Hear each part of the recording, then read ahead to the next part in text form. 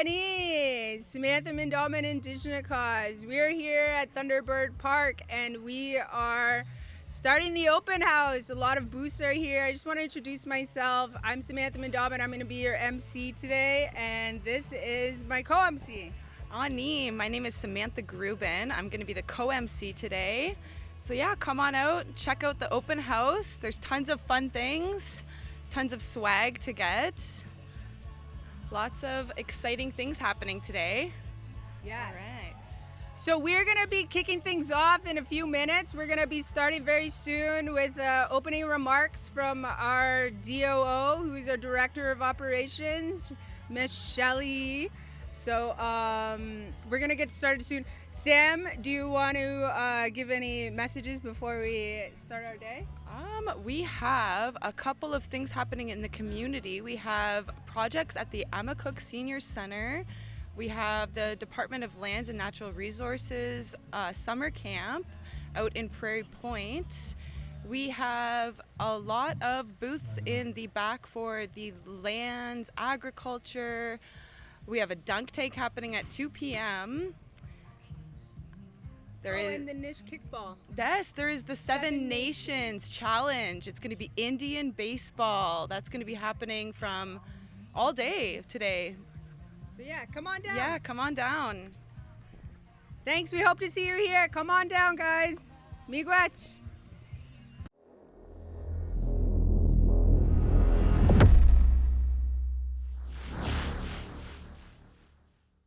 Betekent, want dat is pips, komt het eens. Kom naar binnen.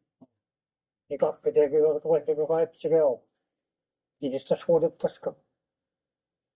Die zitten dan jou gaan allemaal. Ja, dan nou het moet het ook zo top. 이거 아니 저거 지금 인계했던 데가 계시 조건 한번 없고. 뭐듯이 나 주먹이 봐야 이게 바다 옷 놓다. 그것도 나는 나비하고 나는 별상 만다 싶었고. Wat we hadden ook zo gewoon zien. 그래서 마음이 꼼짝해. 어디게 어떻게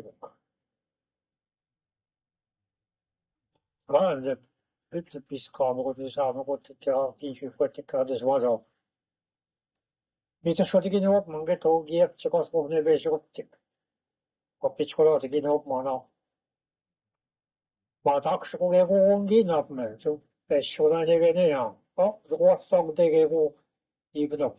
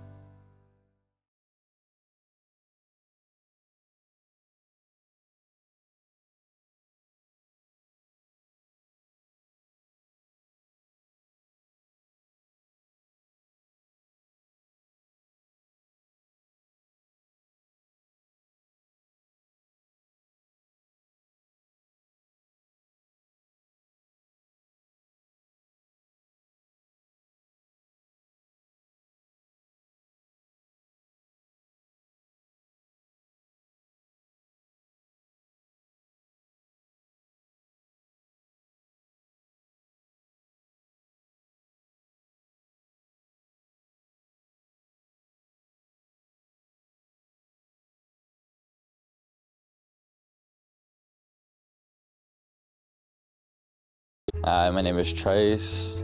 I'm a cashier at Kmart Variety. We sell a large variety of different products as like chips, drinks, pops, slushies, ice cream, nachos, hot dogs, candy. We currently have 3 staff, 2 cashiers, and 1 assistant. Importance of the services is, we're on the main highway, middle of all traffic, so if you ever need anywhere to go with a big variety of food or items like slushies, you got that service from early hours to late hours. Have a good summer, and on those hot days, come get some ice cream down at Kmart.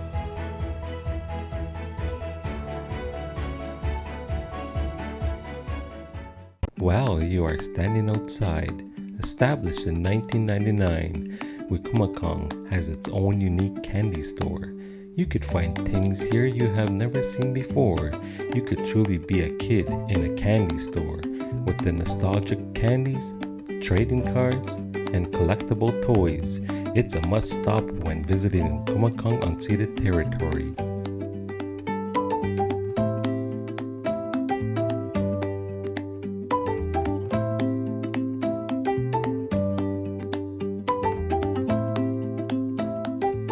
Sixth Annual Pumpkin Inferno, carved pumpkins and other curiosities, a haunted outdoor art exhibition, Season of the Winch Haunted Trail, October 2024. Mark your calendar, 'cause I'll be there. And me too. Ani, Johnny B. Dijnikos, I'm General Manager at Rainbow Ridge Golf Course.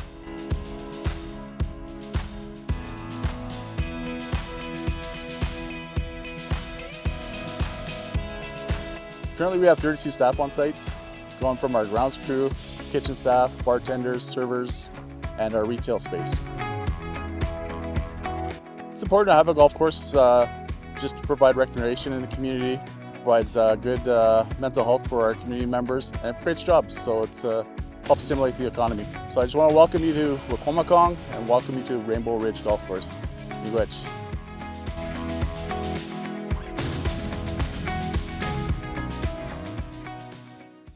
Hi everyone, my name is Johanna Ogbamaiko and I am a pharmacy assistant here at Minas IDA Pharmacy. We offer pharmacy services, providing pharmacy prescription medication, counseling support, and just also providing over-the-counter medications, supplies, front shop supplies, and we also offer photo kiosk center, so you're able to print pictures within seconds. So we have 6 or 7 staff, I believe, total, and we have a combination. We all kind of work together doing all of the pharmacy work, the cleaning, the collaboration. So we have mainly 2 pharmacists and multiple assistants here. So our pharmacy offers pharmacy health support for anyone here in Wiki, and it being local, and we are also open 7 days a week. We want to provide exceptional health care for everyone here in Wiki.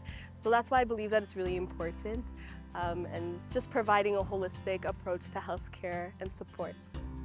So we love it here in Wiki. This is my 10th year working at the pharmacy, and our owner has been here for over 24 years. I love it here. I love Wiki with all my heart.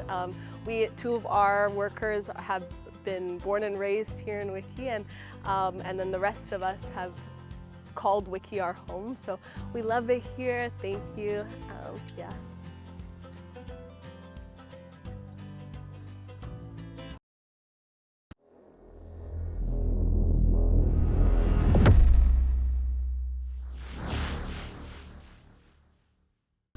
Ani, my name is Darcy Solomon from Oak Ridge Place here in Wikumakong. I operate and manage the business here at Oak Ridge Place. My wife here, Jacinta, she's the owner.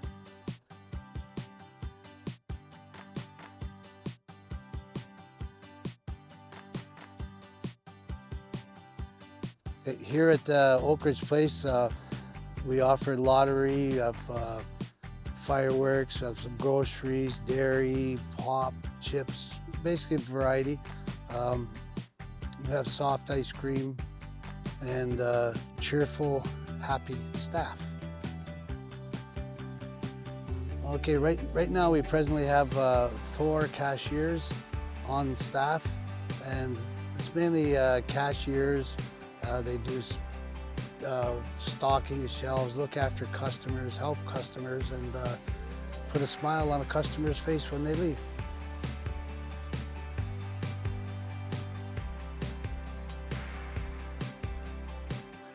When we originally opened up Oak Ridge Place, we started off over here in a leased trailer that it was a construction office trailer. And we started from there, and we just kept building from there, building the business from there. One of the things that we noticed, like I sat outside here for a couple of weeks counting the cars and vehicles that go by early in the morning. And because we were opening at 8 and there was a high volume of traffic between 7 and 8, we decided to open our doors at 7 a.m. 7 days a week, and then we close at 9 p.m. 7 days a week. And it provides an extra comfort to the person who may have forgotten something in the morning, like milk for the kids' cereal or whatever. For those ones that are going for medical trips, they need a boost in their coffee, they stop by for a quick coffee and they continue their trip. Here at Oak Ridge Place, if you're looking for the big win, we have lottery. Your Lotto 649, Lotto Max, Lotterio, all the OLG games have scratch tickets. And soft ice cream, if you're looking for a little treat for the kids, slushies, come stop by. And our happy cashiers will be happy to help you out, whatever your needs are. Yes, thank you. Oh, thank you very much. Have a great day.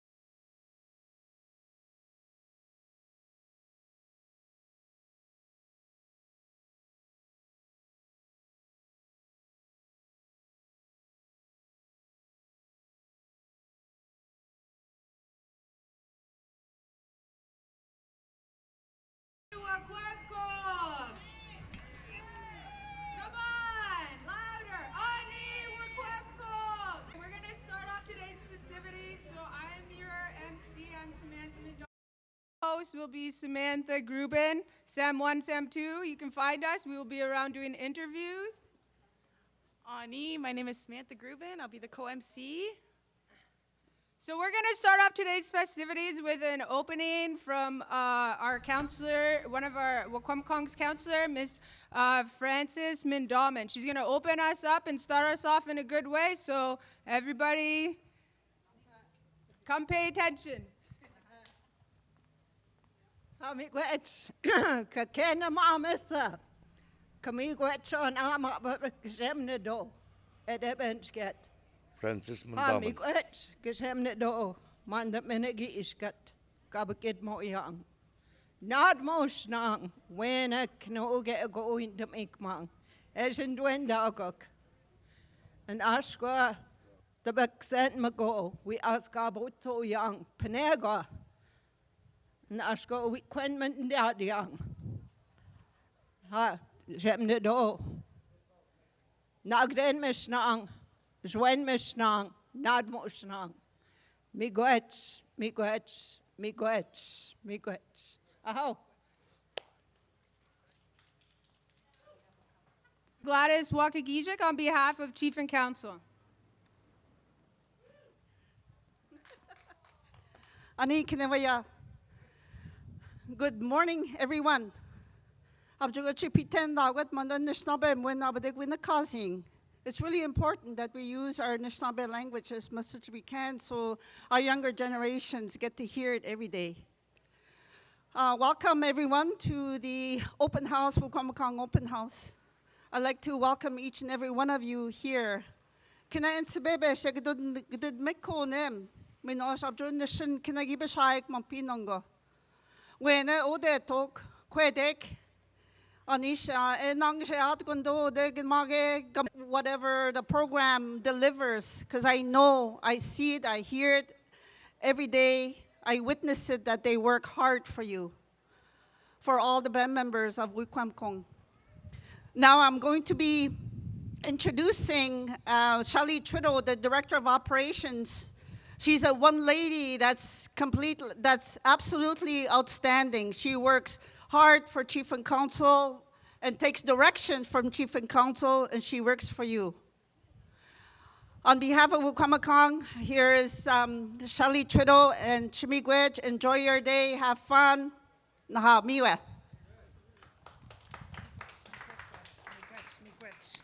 Miigwech Gladys. Our open house showcasing all of Wukwamkong's programs, services. We have 21 major departments within Wukwamkong operations and approximately 700 employees. We have a lot of services and supports in the community. They're all here.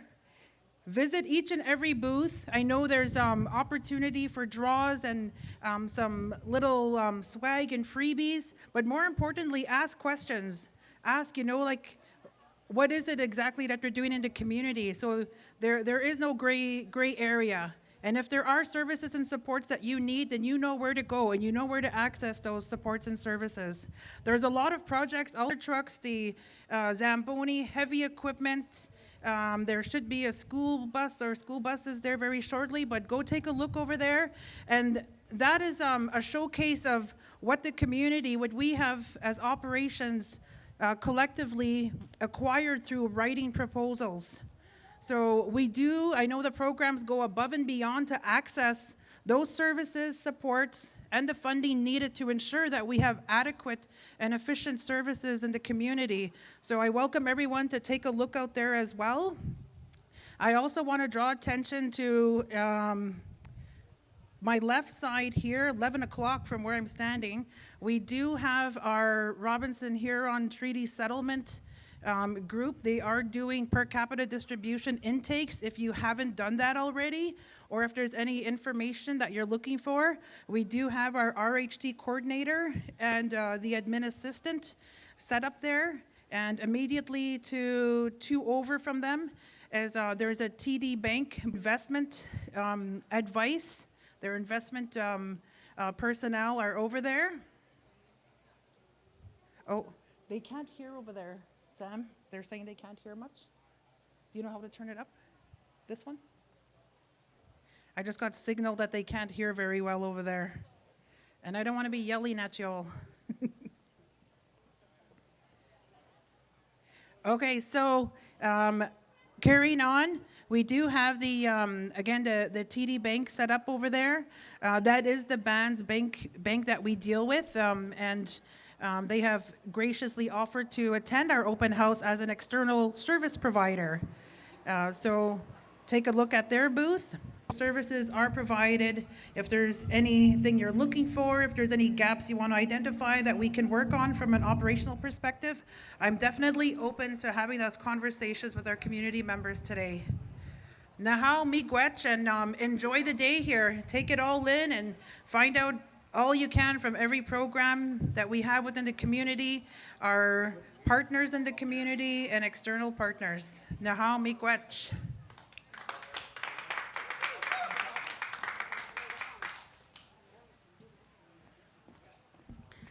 Nahau miigwech Shelley.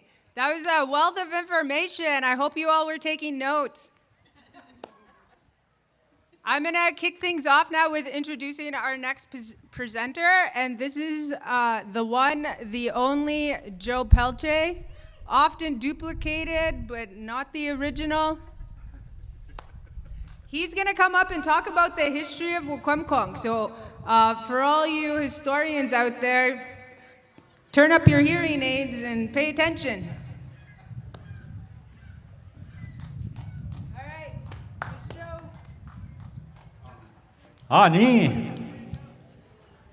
Ni Chinushnavek, ni Chiquip Goldenok, given on Woganishanda, we went Batama, me the sugar, skit them now to excel here, arch and to equip com. Would the Ginja wash, Ginja, Cobao, Chino coming over there, Toganing, Ning, Jintka there, do a jong. Đôi chung ở đây có chút về xuất thế mà cất manda, thế mà cất cái gỗ đấy vậy, cắt pin này đó tụi nó national bank, anh chỉ mi gạt đó, còn đó sẽ nào tụi mình nói còn đó tao vác, skit thầm bị tụi nó tụi đó nào tụi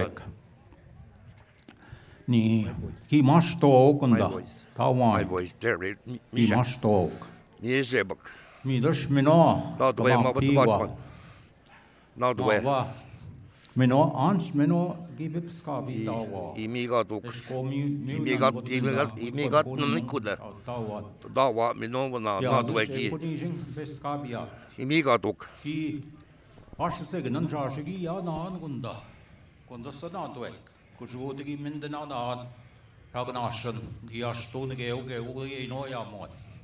Mi dashwe. The Mohawk had guns. They got them from the settlers. And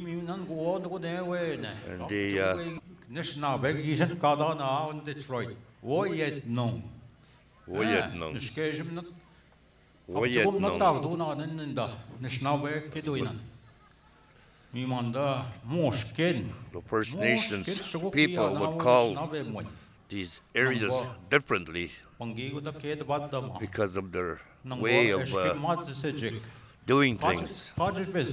Detroit was said differently. And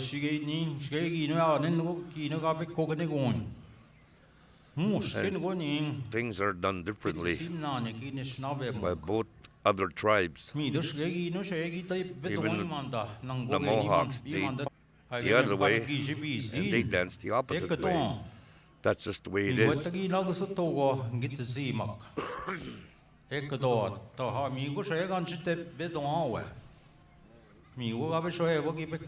And that's what I heard as growing up as a child.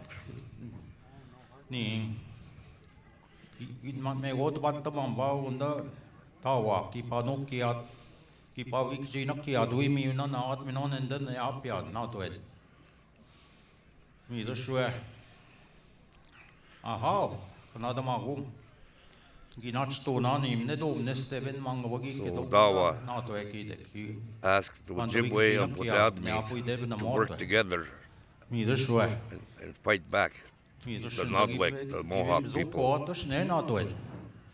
the Three Fires Confederacy, 3 tribes, they went against the Mohawk. When that did happen, they got them back. They pushed them back to southern Ontario.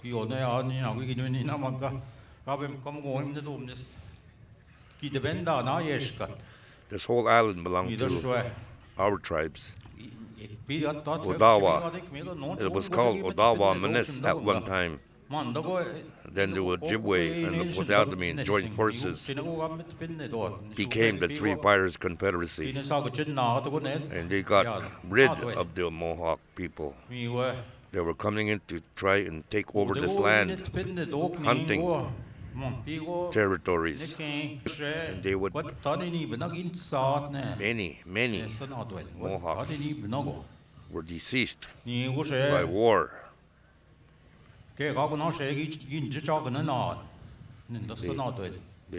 finished them off.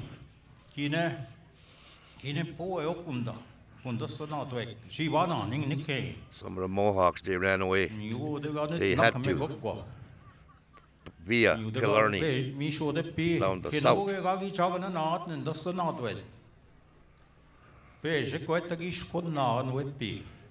They killed all these Mohawk people. And they only left one survivor, purposely.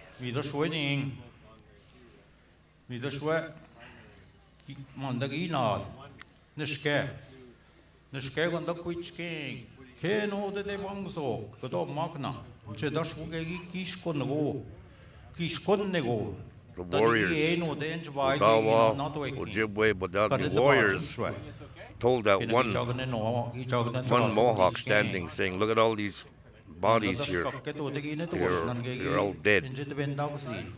I want you to see that. You go back and you tell your tribal members cottages, they have different names and ways of describing homesteads along the shoreline."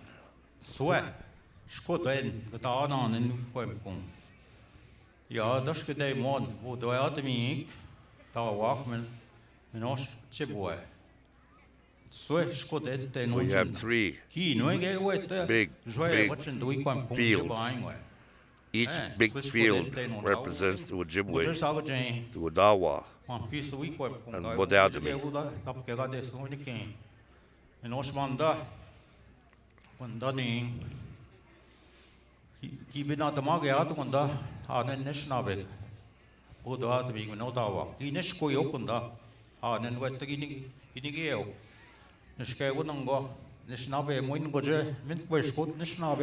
Now that you can see and we're here, the 3 languages mixed together now. We're using Odawa mixed with Ojibwe and Potawatomi. That is why you hear these different sounds, different dialects mixed together. But we still understand each other. I'll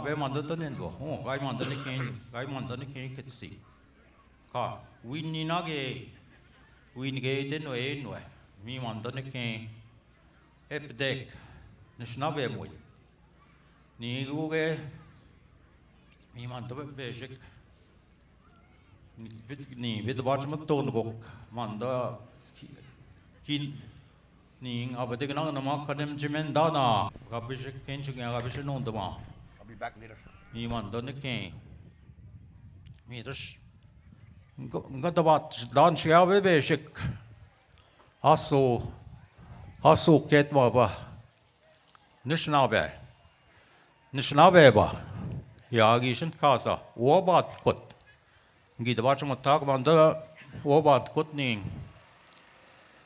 Gete ode no gite gege tekuna wikwem kung skit tam ganchen no kishnot nishnabek uning jen kade wikwem kung sing jen kade we ni ode ni u nang go chiki bin chibao gide kibin no kishnot undasa tawa ku sto dening we kwam konsing ni sa jo nung go jigi bin jaba kumda ya dos ge no bekish pembo echik ya me kdeus echik pemats echik ni wo ap jogo ge go ikedang kashgona ning nishes no me wikedang kade as wikedang me kdeus et pemats et kedo gibi ya oxge no shege gibi no pna na nda nishna ben mi winning mi ma baga na chmo tuit ugi de ya kamam nek ke kangom gong mi dos ning kai gun dagi ken zin manda mi ya we na chmo nang go ma bas ke zin ga na chmo tuit we ne gi de bat dan kai ge ka ma bagi sko ne si ma bas wo bat ko de ba ap je shigo ge go gi ne ga chton wim do e chge de Kena go gin tsedo man ne shi bi gasen je ich bi gasen engine chigim deutsch get mi da shek dat ning kedagi bam da ban go me wi kwem kong seng ji bi ke go kui da ba chma ton che ra je habe joe ba i ne bram bezian o de so wi kwem kong seng mi da shak ke dat we ja mi se man pi o de no gi tek an piwi o me san gitte non keda hata da wa ke ske to gosh ke ya ge gosh ndagi be to no nak ki o keda das me ke de zechik be mat zechik ha en shmi so wening ki no kish no de dek me no sho nen da sa ge ma ga weti te wepi ya i jent kaza ja Peter Nieben nog eens een kaas ik maar not niet snap wanneer dus ik ben we ja ik zag naar schiessen tot kijk het pauwing Peter Nieben geen niemand dan snap je meer niet wonderlijk ja midsummer dacht dan we zag naar schiessen doen man da we winnen geen Ning ik dan we spelen we zag naar zich zo toe ja mi dus maar wat nog maar wat zo ja wat kot man dan dena Hanish nani kan je maar chachen dan snabe dena dus me maar wat zo snabe ba kegi nach motto nongo ge ni te bach motto ngo ni coisas gine shinda keda ya gi machine gun poco jene shnabesan keda ni ge gun ngo ni bna gun non do kon da nishna bek bangi go gai kitsio ko ne ke poco jene shnabes gai kitsio ka no ke dok mi dashning mi da shek dat ma ba mi sgi ma da dang we ke ne ke ta so ke ja mi so coisas que nas que bakeda mi wedding dance en go do sabon ge set ke da mi gips ka ki bige chwe be ne go ti de ki bige ne go ne so ya paye sok ke do nang go ni dan shna be ga wo yok ke si go je ne shna be mi wone ke mi shok ma ba ne na jma to do ke shna be ma was o bat kot mi dos meno ya ko de gite kche seno de na won chgom na pi go ke do a je bek so na gi ya na de go mi shge ge wo pi an jo e bok meno ki kche shik se shge we a je bek mi go ke na gi bi eshkak mi dos mkon de shna be go de me go enda pnik mi go kinago gibe machi boya ta pachuguna gisa genjige yok oda mi mandane ke yat ke adma habe no dama mi ne na shande binje na ni boya nang go ni bina ge go ge gi no wi te bedo e kon pi ge gi no nang go me bet knocking ne ke mi wa nik ga na chuma tuit da ya wish ko gi ne da bat Gudom da namanda zagi gasen de tek shoin giiktas. De bom dan gundina. Men også stod det kunne ikke, da bam se med gode ikke, kan det be bichig bik man zagi gas. Det er ikke biak. Misa imagiga desen. Da ha. Men da zagi gas ette. Aber so bat kodba. Iman bi Dojiman or Ranjita Benosato to get a snabek, Shindagadachic. Iman be man the Sari Gassetic. Or this meno Godom Dana dick ni Gijetona on Jabini Gek Joyat. Gijetona on Jabini Gek Joyat. Mijeni Chipsat, can Gijetona on the Snabek. I shop just go up there. When another man took the snabek. Panego gay, go in the snabbe. Fuck the nassin, we mean negas and we gin snabbing. Me the swag out, me ma boga not much to it. Me gay no gashigi so out where, me man then jicket the hour. Jiggy so ain't up jackabat tintona. Nishnabbe wing. Me panego de batta, we bop, finger what them got to go gay. Ti basta got to go on with no go, kid out to the Nishnabek. Fish cook on the ma, up, Jogo go down up Jigayok. No ma, go there, we dash it to Nagi, San go cushion. Da has next Nagam up go there. Kid oaks wanted to watch Matatot. That thing geek Jimmy no, kidda. The skeg now. Kashwi ugi bap chagades no shigi shoe na won we give nap chage ok na won duik ke dot nish na bek papom mi go in ke go nan got nang minosh ke tenish na be no suini ga adin gat batan ke teno suinen ja gebe shik nish na be gi shit kaza bitte niben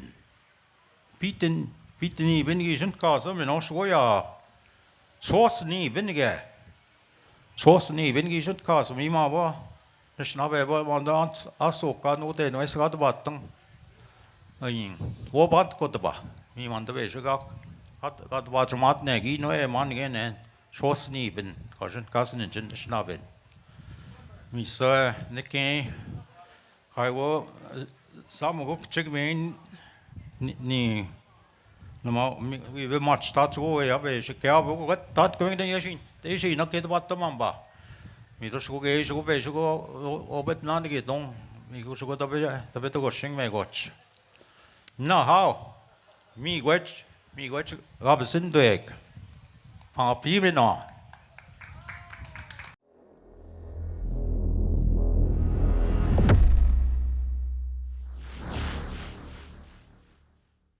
Hi everyone, my name is Johanna Ogba-Michael and I am a pharmacy assistant here at Minas IDA Pharmacy. We offer pharmacy services, providing pharmacy prescription medication, counseling support, and just also providing over-the-counter medications, supplies, front shop supplies, and we also offer photo kiosk center, so you're able to print pictures within seconds. So we have 6 or 7 staff, I believe, total, and we have a combination. We all kind of work together doing all of the pharmacy work, the cleaning, the collaboration. So we have mainly 2 pharmacists and multiple assistants here. So our pharmacy offers pharmacy health support for anyone here in Wiki, and it being local, and we are also open 7 days a week. We want to provide exceptional health care for everyone here in Wiki. So that's why I believe that it's really important, and just providing a holistic approach to health care and support.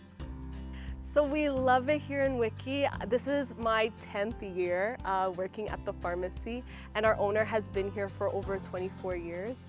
I love it here. I love Wiki with all my heart. 2 of our workers have been born and raised here in Wiki, and then the rest of us have called Wiki our home. So we love it here. Thank you. Yeah.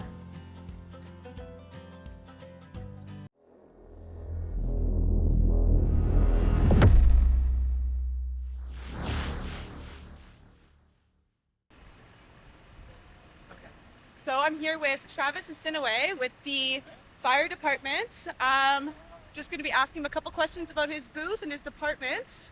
So, what are you guys up to here today? Oh, we're the Wikwemekong Fire Department. I'm a volunteer, and we have all of our items out on the table here. We're displaying all of our equipment. We got our gear here for people to try on if they want to try it. And it's our brand new fire truck over there. We're displaying that. We're touring people around, and we're here to hopefully get some volunteers as well and get some interest. All right, so you Yeah. hear that? If you're volunteering, if you're looking for volunteer hours, you can come on by to the fire station, fire department. Yeah. And we have a junior fire program for high school students from ages 15 to 18. Awesome. And once you're 18 years old, you have the option to join us. It's up to them what they want to do. Okay. We're taking them in and we're teaching them everything we know. Awesome. Okay, well, Yeah, no problem. Alrighty, Hey, thank you come very see us. much.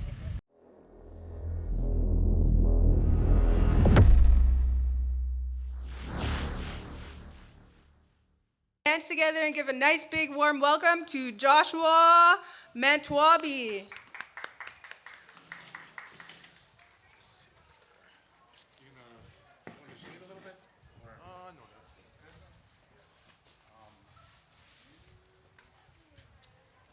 Can they find you somewhere if they want to talk to you?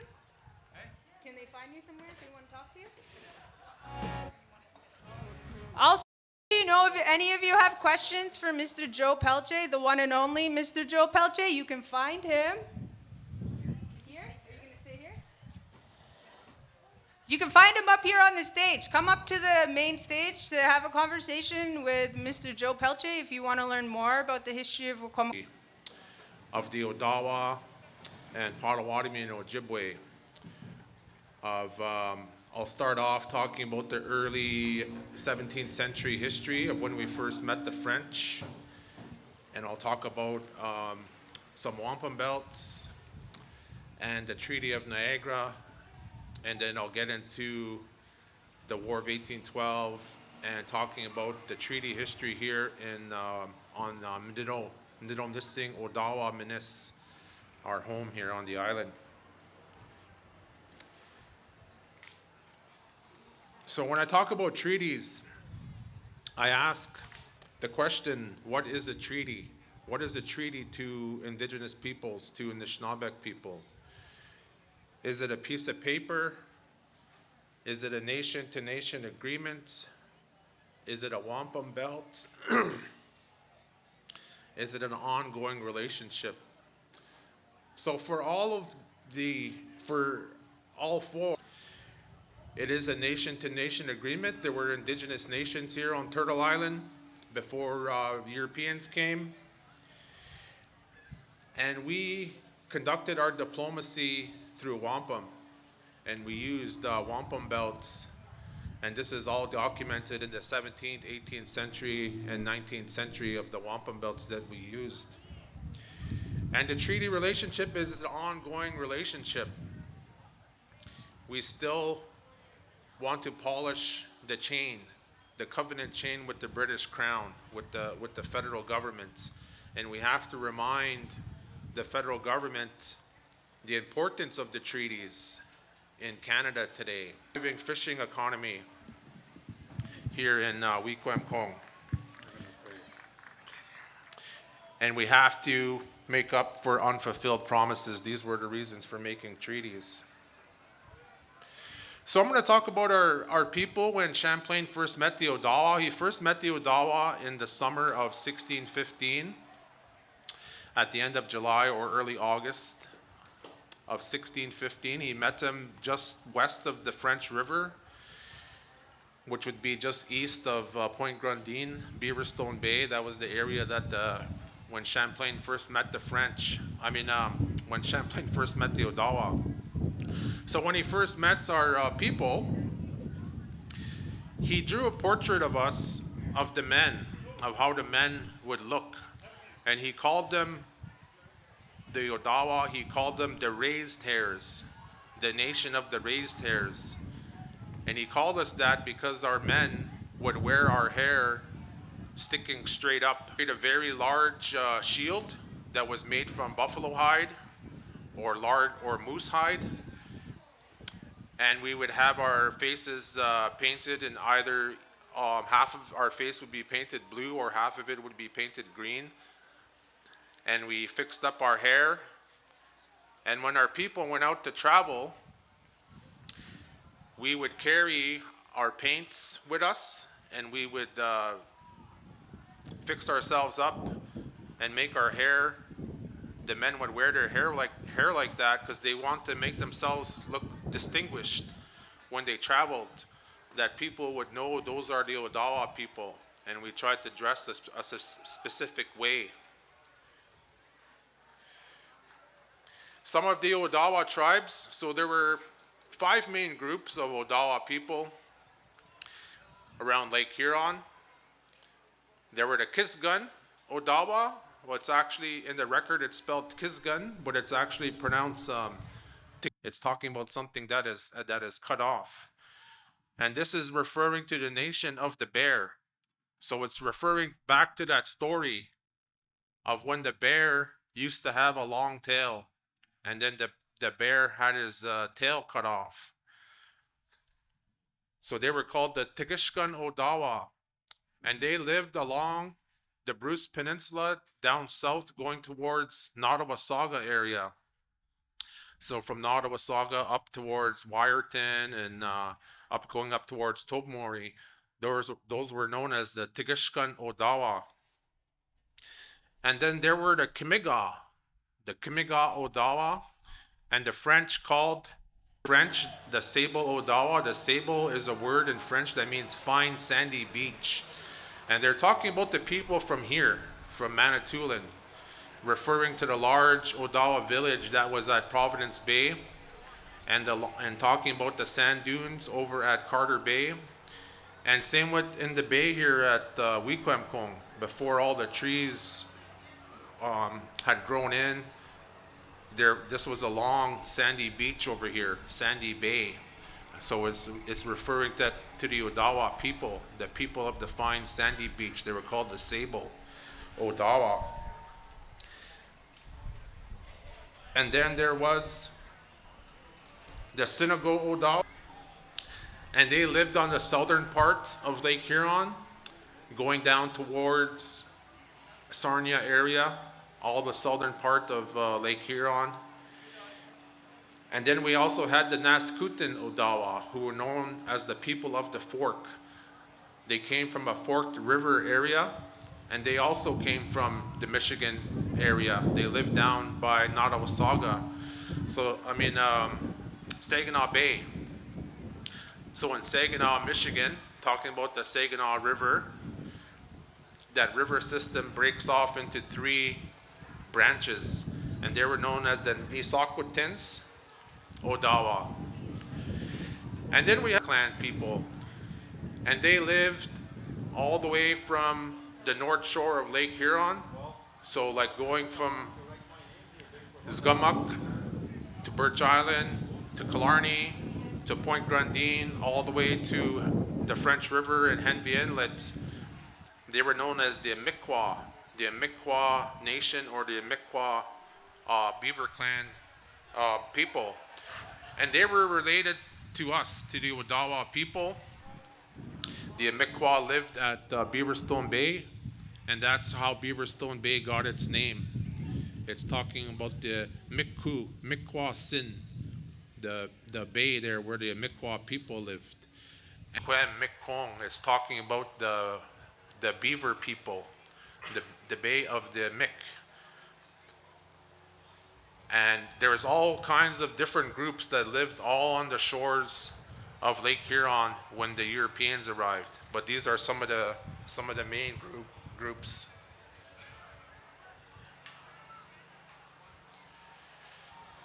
And then some of our neighbors were the Wendats, the Patons, the Nipissing, and then we have the Ojibwe, our brothers to the northwest of us, and the Potawatomis down to the south.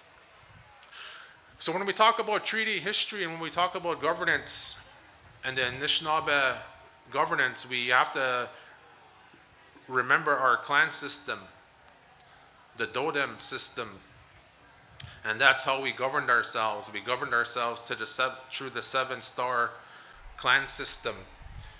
There was the Fish Clan, who were the intellectuals, the mediators.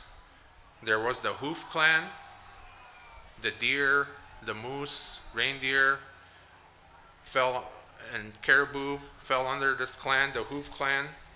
And they were the gentle people and the reconcilers. We had the Martin clan, who were the warriors and our providers and our hunters. And we had the Crane clan.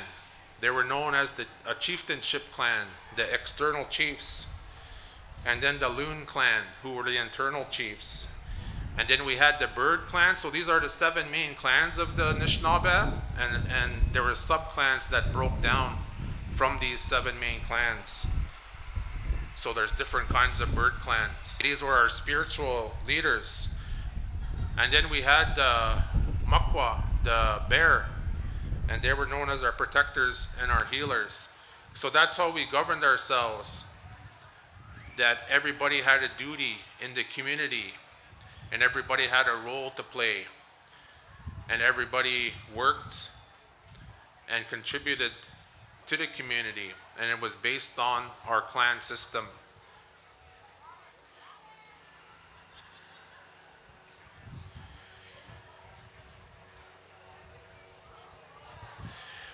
One of the first treaties, the very first treaty that took place between Europeans and indigenous peoples in North America, between the 2 purple rows, represents the river of life. And what the agreement was that the Europeans would not interfere with our way of life or in our political systems, that we would have 2 separate, we would share the land, we will travel down the river of life together, and no interference. We would not interfere with each other, but we would be allies sharing the land down the river of life. And that is known as the philosophy of the 2 row. So the Anishinaabe were adopted into this covenant chain in Niagara in 1764. Another important event that took place in the 17th century was the ceremony that happened at Bokting in June of 1671. So what was happening at the time was that the French wanted to start searching for copper mines, the Anishinaabe copper mines that we had on the south shore of Lake Superior and the eastern shore of Lake Superior.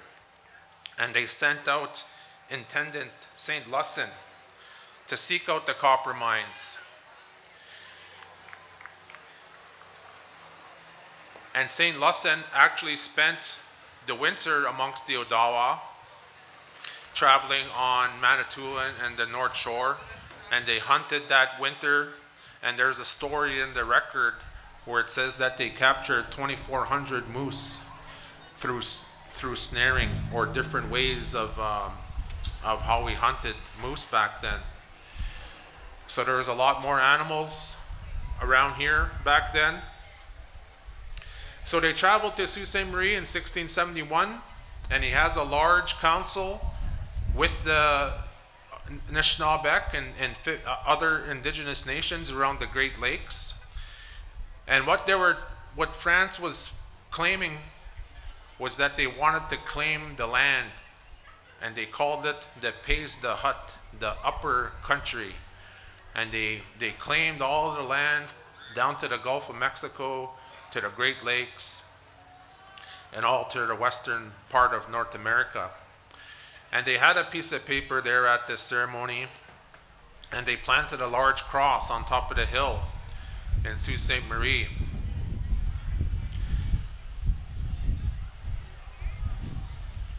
So this is when we first have the France trying to claim the lands in our area. But the Anishinaabe, a story that is told is that they burned that piece of paper that documented this gathering, that they nailed a piece of paper to the back of that cross, that the French were trying to have legal title to the land, but they actually burnt that piece of paper. And shortly after that, we have, during this time between Haudenosaunee over the furs, the Haudenosaunee were trying to extract more furs, and they wanted to extract beaver pelts and come to our territory, and they were taking these beaver pelts down to what is known today as New York City and trading with the British. But we had a fur trading system with the French, and we would take our furs to Montreal. So there was this competition that started to break out over the fur trade, and these were known as the Beaver Wars. And the Beaver Wars ended in 1701 at the Great Peace of Montreal. So on August 4th, 1701, there was 1,300 Indigenous leaders at that conference. And the groups from here, those 5 Odawa groups that I talked about, the 4 main Odawa groups, and including the Mi'kmaq, we were all attended that council in 1701 at the Great Peace of Montreal. And shortly after the Great Peace of Montreal, the French wanted to establish a fort in the Anishinaabeg territory. So they picked the region of Detroit. They wanted to build a large fort there. And in 1687, they also built a fort at the at St. Ignace, at the Straits of Michilimackinac. So there was 2 forts that were built in our territory at this time.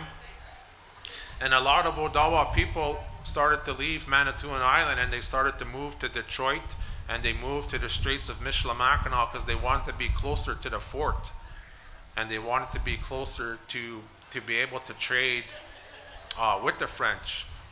But there was always people and always families that were living here on Manitoulin. But the majority of the people had moved to what is known today as Harbor Springs and Cross Village, Michigan. And that was the very large Odawa village that was there at the time. So affirmed a long, older treaty that we had with the Haudenosaunee. And this older treaty was known as the Dish with the One Spoon Belt, the Dish with the One Spoon Wampum Agreement. And this Dish with the One Spoon is a very old agreement that we had with the Haudenosaunee. We had this agreement before Europeans came to North America, and we reaffirmed this relationship with the Haudenosaunee in 1645 and then again in 1701. But what it talks about, this belt, the Dish with One Spoon Belt, it's referring to the land, the natural resources. In between the Anishinaabeg territory and in between the Haudenosaunee territory, there was a buffer zone of lands, and that we would share the lands within the buffer zone, that they would have be able to share the natural resources, the food, the medicine. And they called that land, they called it the dish or the bowl, that we would all eat from the dish. And we would use a spoon to eat out of the dish because we did not want to use a knife, because a knife would cut and it could cause bloodshed and warfare. So they used the spoon. The spoon represented the sharing of it from the same dish. And if you look at that belt, the Dish with One Spoon Belt, in the middle is a row of, is a mark of a white, the purple in the middle represents the dish or the bowl, and then in the middle represents the beaver tail, because beaver tail was known as the delicacy back then, and it was shared amongst a lot of indigenous peoples. So a lot of Odawa moved to Detroit in 1701, and the Grand Chief of the Odawa at the time, he spoke for all 4 of these Odawa nations. He's talking about the Odawa of the Sable, so known as the Kimigaw, and those are our people that came from here. And then the Odawa Sinago, the ones who lived on the southern part of Lake Huron, the Tigishkans, and the Odawa of the Fork. So these were the 4 main groups. And in between 1713 up to the 1740s, we had conflicts with who were known as the Fox. The Fox River system, the French were trying to gain access to the Fox River system, and they wanted to gain access to the interior of the continent through the Fox River going from Lake Michigan down to the Mississippi River. And so we had a conflict with the Fox, and these were known as the Fox Wars. And after that, we have a major war in North America known as the 7 Years' War. And this was fought between conflicts. So the outcome determined the balance of power in Eastern North America. And Britain had defeated France. But the Anishinaabe were considered sovereign allies that fought with the French, and we fought to protect our lands, our homelands, and our territory, that we did not want the American settlers encroaching on our lands. We had a very strong military force, the Odawa people, the Anishinaabe, and we took part at a major battle known as the Battle of Fort William Henry during the 7 Years' War. So a lot of our warriors traveled from Manitoulin and the Michilimackinac area to go down to 2,000 Anishinaabe First Nations that fought with France. And about 1,000 of them came from the Anishinaabe territory. They came from Manitoulin, Michilimackinac, Detroit area. And there was about 300 Odawa, 350 Ojibwe, and about 300 Potawatomi that fought with the French at the Battle of Fort William Henry. So the Odawa, Ojibwe, Potawatomi, Mississauga, and Nipissing peoples, they mustered a strong military force. And at the Treaty of Easton in 1758, the British did not want to fight the Anishinaabe. They knew that the Anishinaabe had a strong military force that they showed. The Anishinaabe demonstrated their military might at the Battle of Fort William Henry. So they made a separate treaty with the Western Confederacy at the Treaty of Easton in 1758. And shortly after the 60, the British did not want to fight the Anishinaabe people. So right away, they send Major Rogers to go to Fort Detroit to make a peace conference with the Anishinaabe. So a lot of the Anishinaabe traveled down from Manitoulin, Michilimackinac, and all of the Detroit region to have a big conference at Detroit. And this is the first time that the British meet Pontiac. He was from a community down along the Maumee River, which is just south of Toledo, Ohio. He was Odawa. There was a large Odawa villages just south of Detroit in that area, and that's where Pontiac had came from. And all the Odawa lived all in Michigan up to Fort Michilimackinac, going up to Manitoulin Island around the shores of Lake Huron. So on November 20th, 1760, and they exchanged wampum belts in 1760.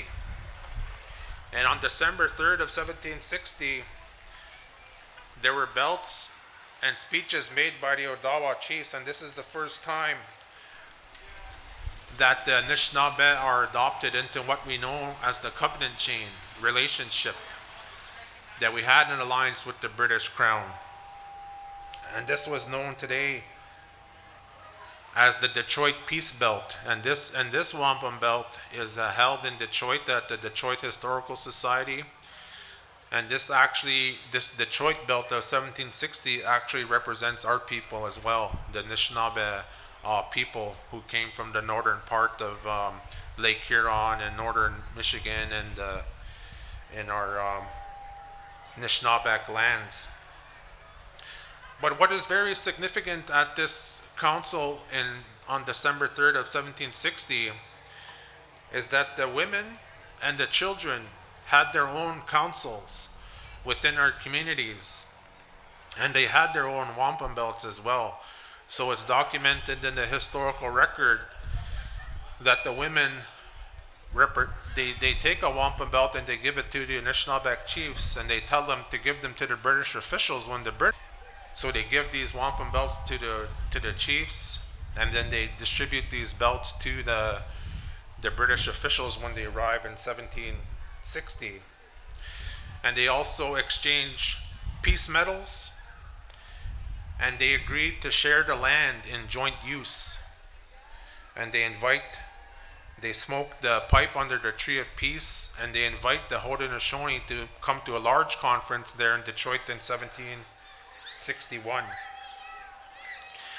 But shortly after that, the British were broke from the 7 Years' War, and they wanted to discontinue the presence of gift diplomacy that they had with the Anishinaabe.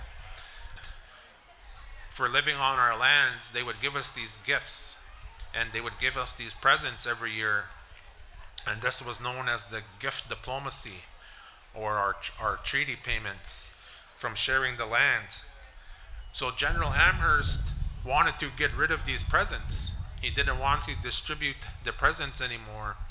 So we saw that as getting rid of our diplomatic relationship that we had with the British, because our relationship that we had was that if they were going to come and live on our lands, they would have to give us these gifts every year, and the British wanted to get rid of the presents.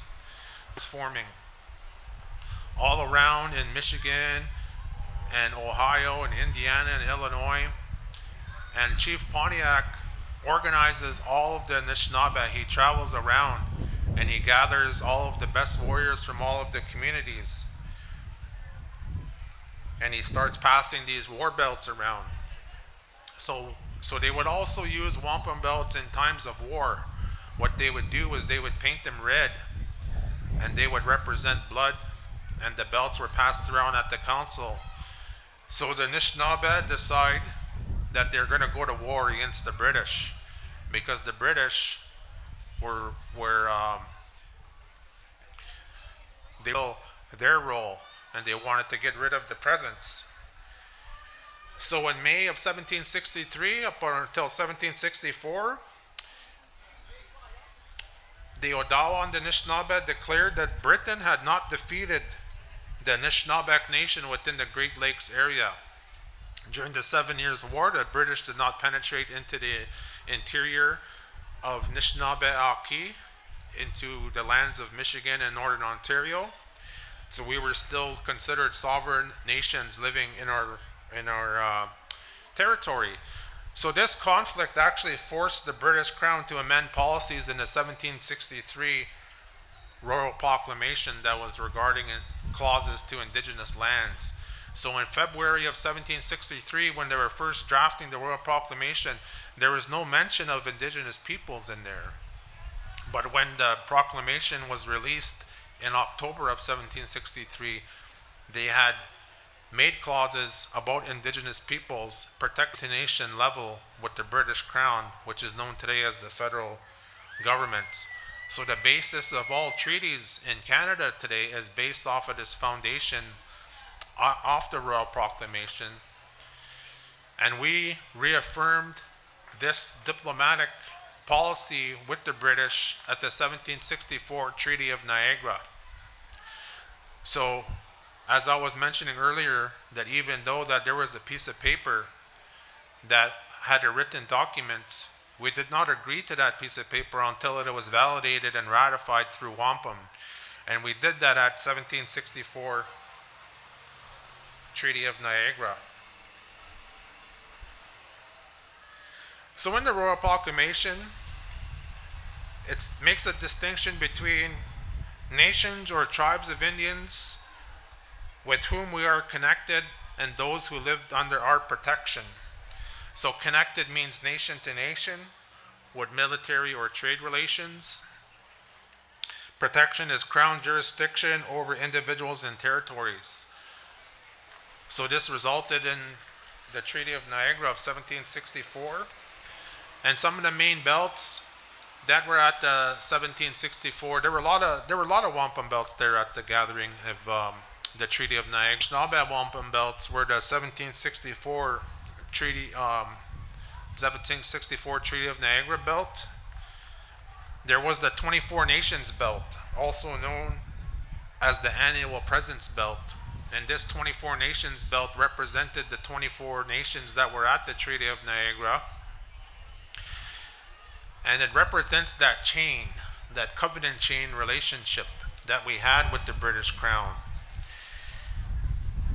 And if that the British would give us these presents every year, and if the British came over across the Atlantic with a shipload of presents, and if it was not full, we would tug on that chain of presents. So some of the Anishinaabe nations that were at the Treaty of Niagara were the Odawa, the Ojibwe, the Potawatomi, the Nipissing, the Mississaugas. We were all represented there at the Treaty of Niagara, and there was other nations there as well, all of the 6 nations of the Iroquois Confederacy. There were some Anishinaabe peoples that came from the Lake of the Woods area, and nations that came from as far away as the Atlantic.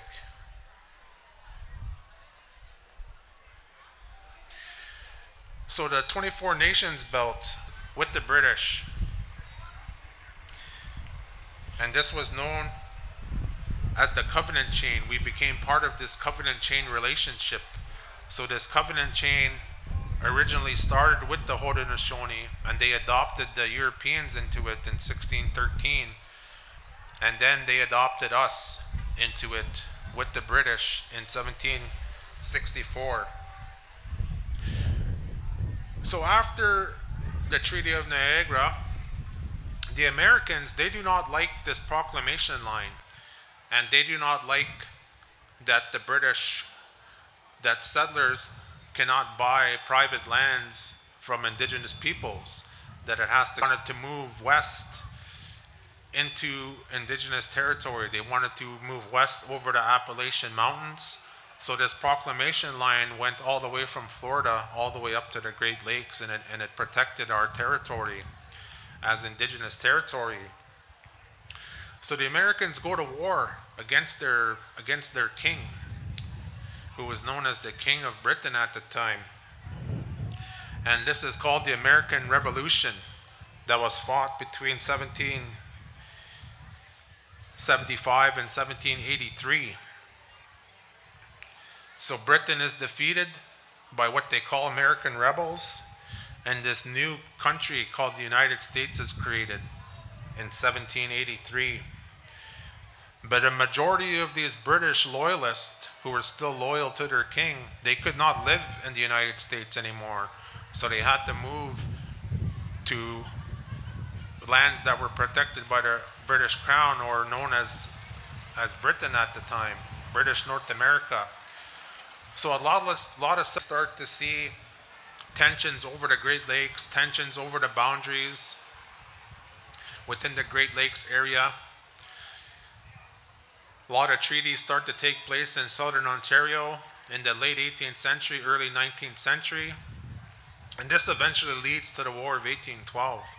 So one of the main reasons for the War of 1812 was that the Americans wanted to claim all the land from Sault Ste. Marie north.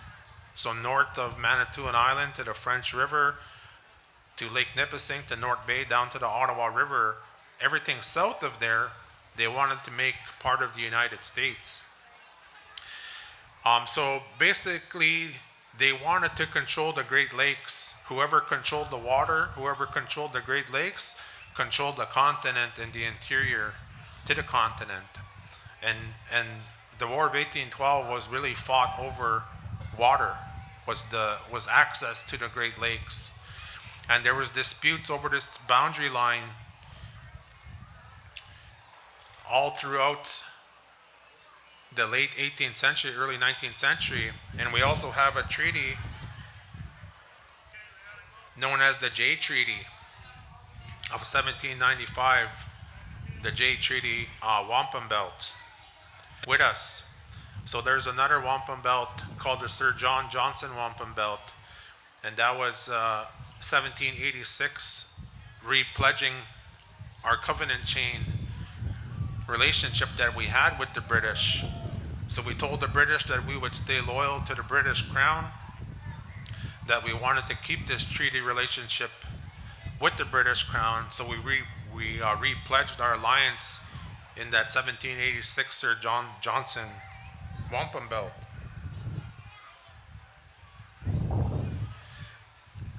At the same time, around 1780, 1790s, the Mohawk leader Joseph Brant is trying to join the Haudenosaunee, and that's what they're thinking at the time.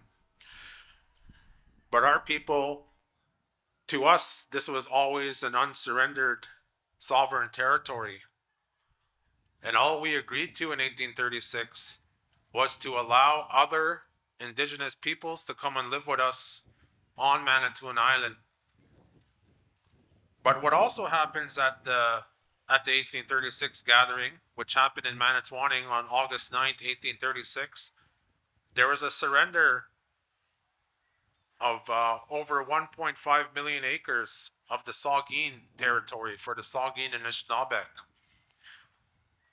So even though part of the treaty, the 1836, is known as a treaty because the Saugeen had lost their lands, but the other part of the treaty is that the Anishinaabeg of Manitoulin only agreed for other indigenous peoples to come and live on Manitoulin with us.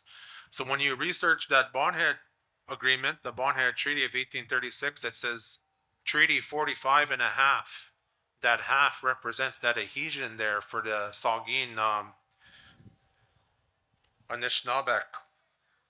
So all we agreed to at that time was that the Anishinaabeg welcomed other indigenous nations to reside on Manitoulin as it was considered unsurrendered sovereign territory based on the 1764 Treaty of Niagara Covenant Chain. So in the mid-19th century, in the 1850s, there were still international border disputes and tensions over the Great Lakes. American and commercial fishermen were starting to encroach in Lake Huron and starting to fish in our waters. And they asked the Anishinaabeg if they could start leasing these little pieces of land on the island, and these were known as fishing stations. And the Anishinaabeg wanted to create an economy for our people. So what they envisioned was that they would lease these little pieces of land to these fishermen, and that they would give them a payment for the land. But actually what ends up happening, you're still using this, Josh? Yeah. But what's happening at this time is that more fishermen are encroaching on our territories. And this actually leads to the 1862 Manitoulin Treaty, where the settlers they asked the Crown to cede the rest of Manitoulin Island to the Anishinaabeg. And we also have the Robinson-Huron Treaty of 1850 after the 1836 Bonehead Agreement. So there was a boom in mining, forestry in Northern Ontario, and this resulted with more settlers moving to Northern Ontario. So the Anishinaabeg make a treaty with the British Crown in 1850. September 9th of 1850, the Robinson-Huron Treaty is signed. So prior to 1862, Manitoulin was a sovereign, unsurrendered Anishinaabeg territory. And the Anishinaabeg had leased these stations to the settlers. But more settlers wanted to come. So October of 1861, the British Crown comes up to Manitoulin and they ask all of the chiefs to cede Manitoulin Island to the Crown. And at that time, all of the chiefs on Manitoulin had disagreed to cede our territory. They did not agree to this Manitoulin 1862 Manitoulin Island Treaty. So a year later, in October of 1862, they come to Manitoulin Island to come and make a treaty. But in June and May of May, June, and July of 1862, the Anishinaabeg, the chiefs on the island, are protesting against the treaty. They do not want a treaty here. But what ends up happening is that the British officials actually use alcohol and then influence the other chiefs to sign the Manitoulin Treaty. And the Wikwemikong chiefs at that time, on the negotiations started on Friday of October 4th, 1862. And October 5th and October 6th, that Saturday and Sunday, the chiefs of Wikwemikong were going to leave the negotiations to attend Mass on the Sunday morning. And when they arrived back on Monday, there was a treaty that had been signed. So there's been a lot of stories of what happened in Manitowoc during those 2 days. And we have a lot of oral history in our community that says that they brought alcohol to that treaty signing and that the chiefs were influenced to sign the treaty. So talking about all of this treaties, so what is the legal status of treaties today? So how can we restore treaty relationship? So Section 25 of the Canadian Charter of Rights and Freedoms protects the land rights of Indigenous peoples as protected in the Royal Proclamation. And Section 35 of the Canadian Constitution recognizes Aboriginal rights, the existing Aboriginal rights of Indigenous peoples. So when we talk about reconciliation today,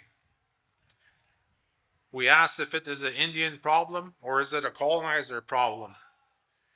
Reconciliation is about two people coming together and reconciling their differences, that they need two parties, that it's actually a colonizer problem. We need to bring the British Crown, the federal government, back to the table of polishing that chain, the covenant chain. Going back to that original two-row philosophy, the original covenant chain that started in 1613, of traveling down that river of life and sharing the lands and resources and not interfering with each other's government systems. Reconciliation is about Canada resolving all land claims in Canada, that Canada is the second largest country in the world by land, and First Nations only make up 0.2% of the land base. So when we talk about reconciliation, reconciliation is about land back, honoring land claims. We're not asking for the British Crown to give us all of the land back. We're just asking the British Crown, the federal government, to return some of our lands back to us. And I think that's what reconciliation is about. And we have to remember our treaty relationships that we have with the British Crown. And that is the end of my presentation today. Chimigwech, everybody, and thank you for listening.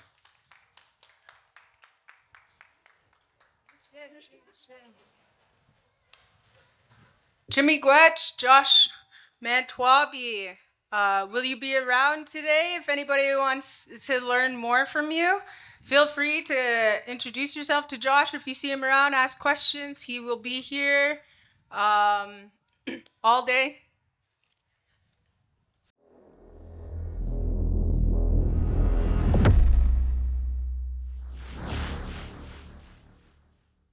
Hi, my name is Trice. I'm a cashier at Kmart Variety. We sell a large variety of different products as like chips, drinks, pops, slushies, ice cream, nachos, hot dogs, candy. We currently have 3 staff, 2 cashiers, and 1 assistant. Importance of the services is, we're on the main highway, middle of all traffic, so if you ever need anywhere to go with a big variety of food or items like slushies, you got that service from early hours to late hours. Have a good summer, and on those hot days, come get some ice cream down at Kmart.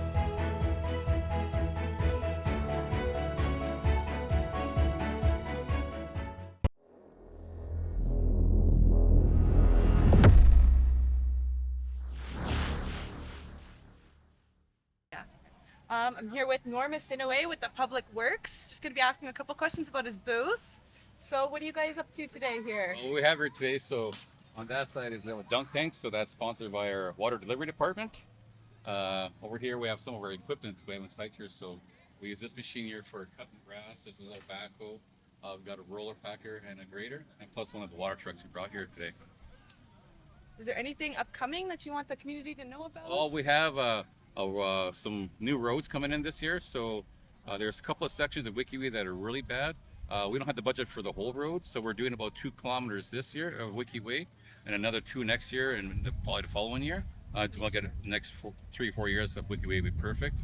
We're also going to redo all of Rabbit Island Road this year. We started some preliminary work right now. And about 3 weeks from now, it'll go out to tender. Well, 2 weeks from now to tender, and then work will start in August. We're doing 7 kilometers of Rabbit Island Road. Awesome mission. Yeah. Well, Chimigwech. Yes. Thank you. Okay, enjoy your day. Yes, thank you.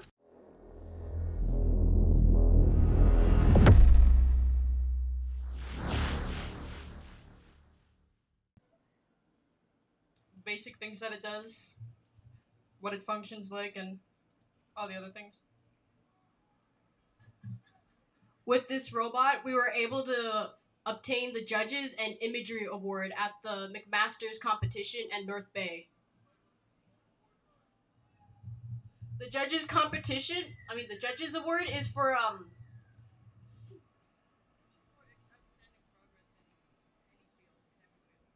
The Judges Award goes to outstanding progress in the field. In any field. You yap. Okay.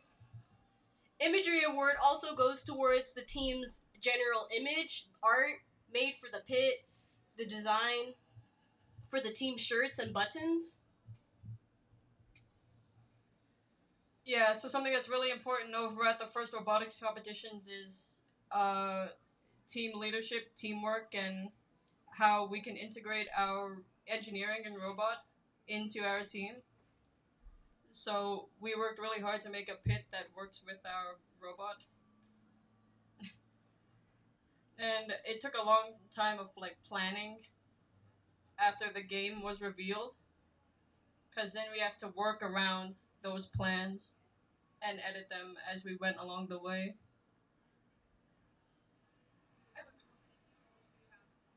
We have about 20 team members, which is quite a small team.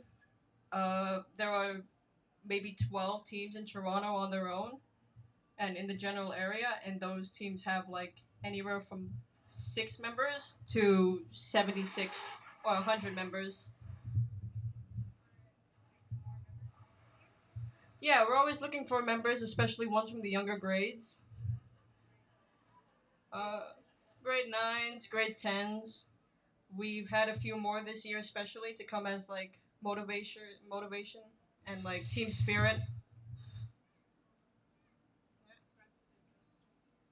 So what the robot's doing right now is using its front intake wheels, to drag the robot into its little holding cage.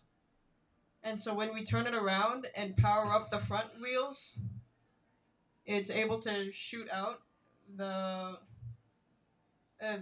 ring up to 11 feet in the air.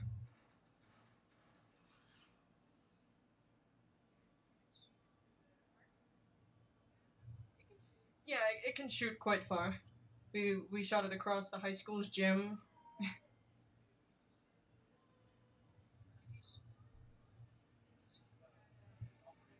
Oh, that's right.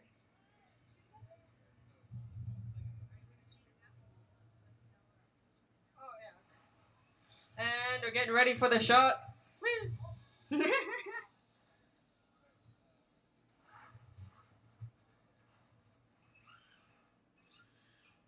So the way our robot works is actually, it has what we called our claw. That's what we use to pick up the foam rings. And it's run off of code.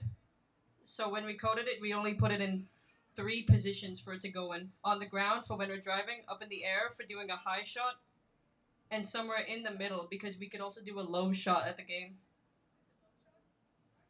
No, that's just on the ground. That's the ground shot. So it's like stationary.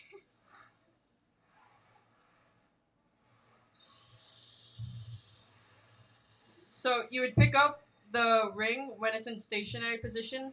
You turn it around, and then for whichever goal you're going for, you would put the claw into that configuration.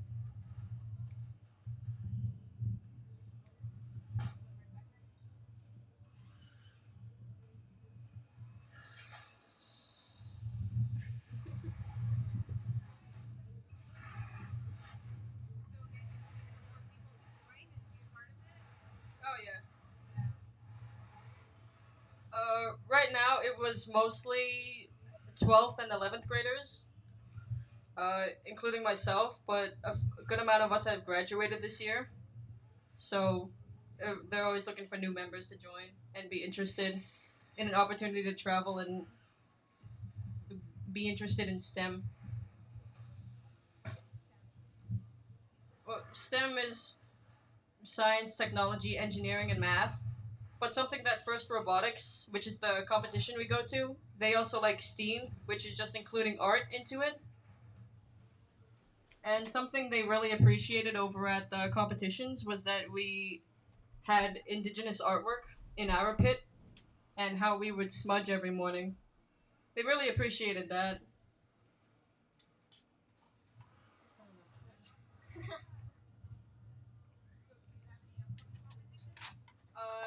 No, the season, the robotic season starts in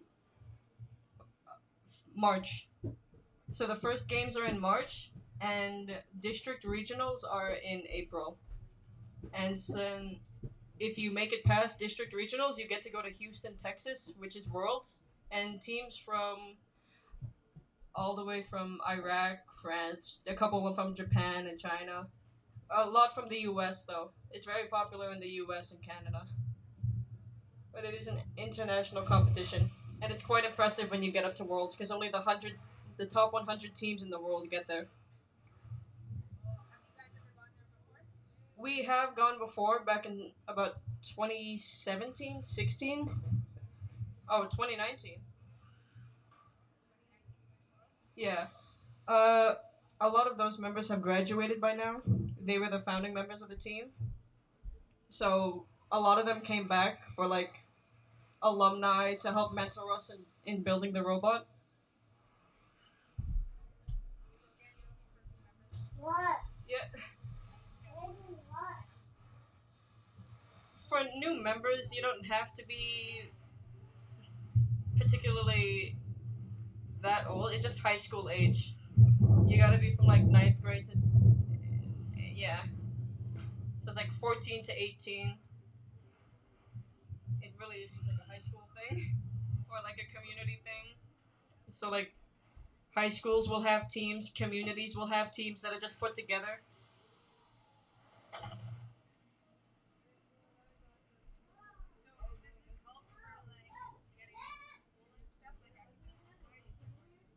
Oh yeah, it's really good on a resume as well. And the whole thing is like teaching you teamwork, teaching you like engineering, the specifics about working in like a business like this. So you're definitely learning some skills here for working in like a STEM workplace. Oh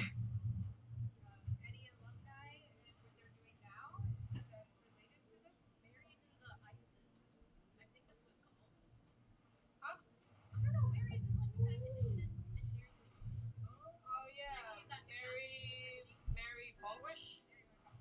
Yeah. Yeah, so it really helps you figure out what you want to do like after high school. Uh, one of our alumni went off to do engineering over in McMaster University, and then another one of ours is working in like housing and construction. So he's got the more technical part, the physical part of it. But yeah.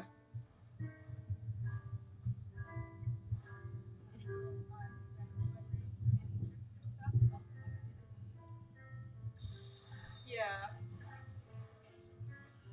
we we've gotten we've been able to get community donations before, just because hopefully people are impressed with what we do and support what we do.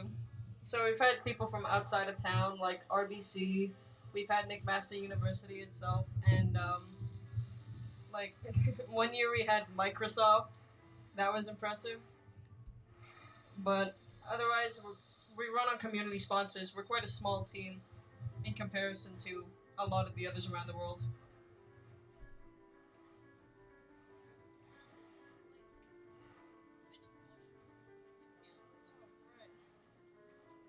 Right. And with the sponsorships, not just in the community, but at First itself, they offer scholarships for like indigenous people, for STEM people who want to go into STEM services, and also bursaries. So they really support people going into STEM and STEAM and equality and inclusivity. They love that.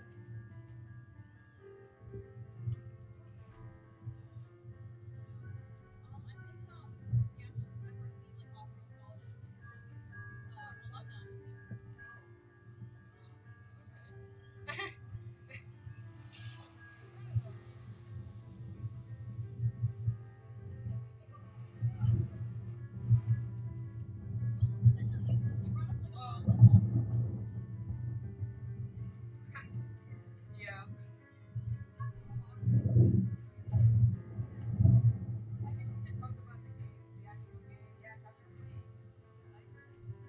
Yeah, so the purpose for all of these functions on the robot is in a robotics competition, it's a 3v3.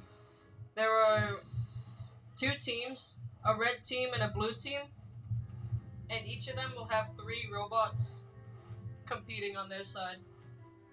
So in the field, it will only be the robots. The only thing humans will do is driving them around using the code and controllers they have, or throwing in the foam rings for the robots to catch and use. So how it would work in this year's game is a human would throw the ring into the field. The robot would catch it and would go across the field into the enemy's territory and shoot the foam ring into either a high goal, which gets you more points, or a lower goal off to the side, which amplified your points. So you could get more if you were able to hit in both goals. And yeah, the more points you had at the end, you won.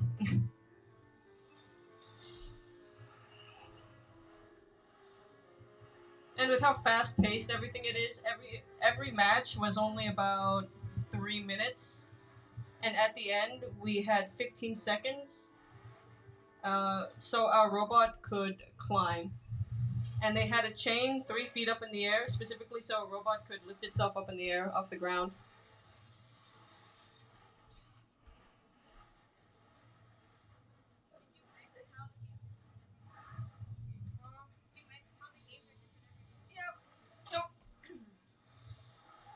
Yeah, but yeah, that was just this year's game. Last year's game, we had small plastic cubes that we would have to pick up and place into a box.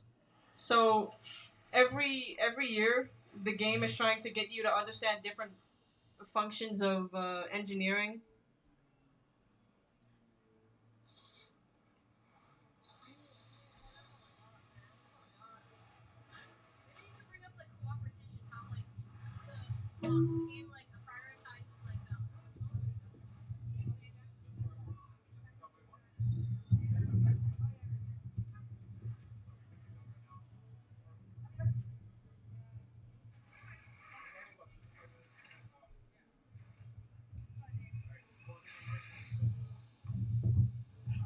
So yeah, that was just a basic small presentation about what we do in robotics and the fact that it's very important to to us.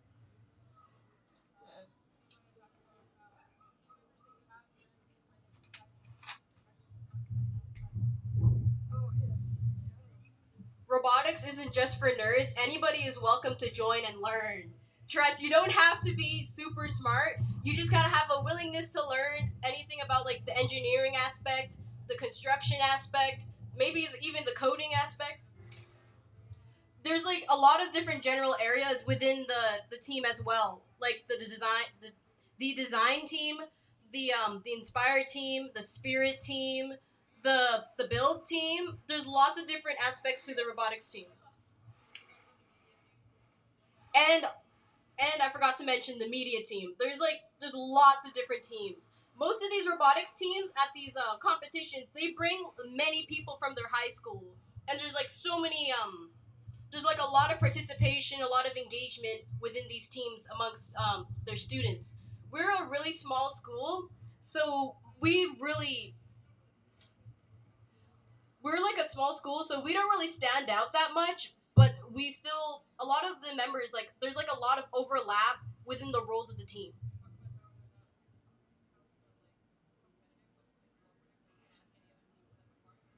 Yeah. Even though the robotics is a competition, first robotics competition, even though it's a competition, there's also an emphasis on collaboration and cooperation as well. Like, you can ask any neighboring teams for spare parts, spare tools. You can even ask them to help with the code. We had lots of help from other teams. Like 2056.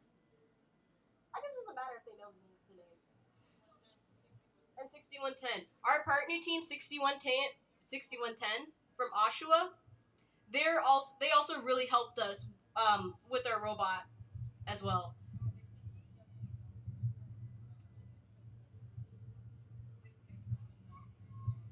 Yeah. Team 6110 from Oshawa. They were very kind enough to pay for our hotels and pay for dinner, buy us like a really expensive camera. They're like real ones.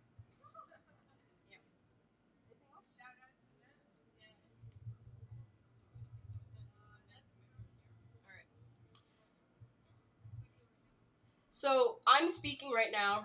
Oh my god. Okay, I'm Rakisha, and I'm from the media team / leadership team, and I'm here with Blaine, team captain, part of leadership team, and we have Jessica right here with us.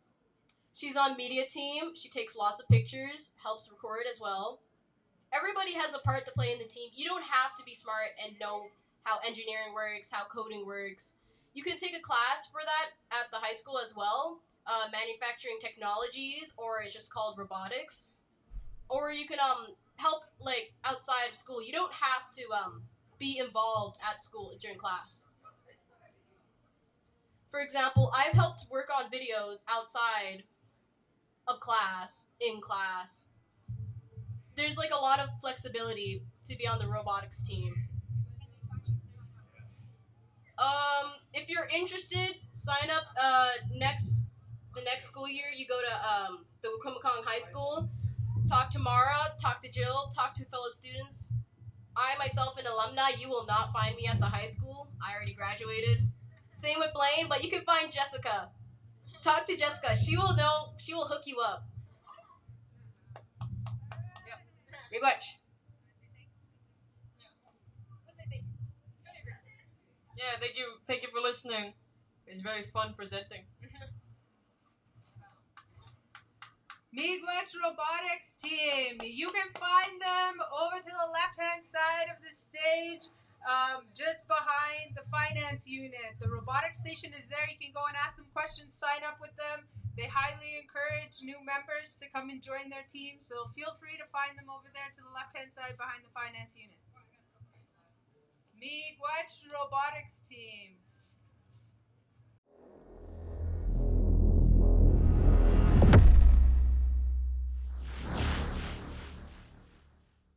While you are standing outside, established in 1999, Wikwemikong has its own unique candy store. You could find things here you have never seen before. You could truly be a kid in a candy store with the nostalgic candies, trading cards, and collectible toys. It's a must stop when visiting Wikwemikong unceded territory.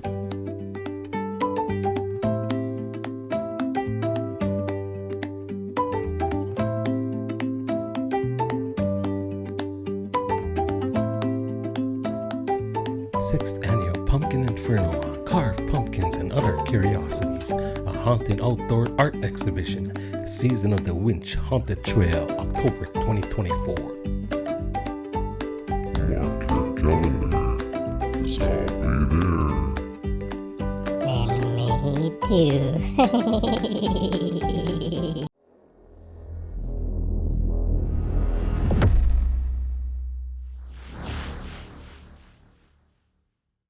So we are here with Theodore Flamand with the Species at Risk Department. So what are you up to today here? We're trying to showcase some of the stuff that we do, like what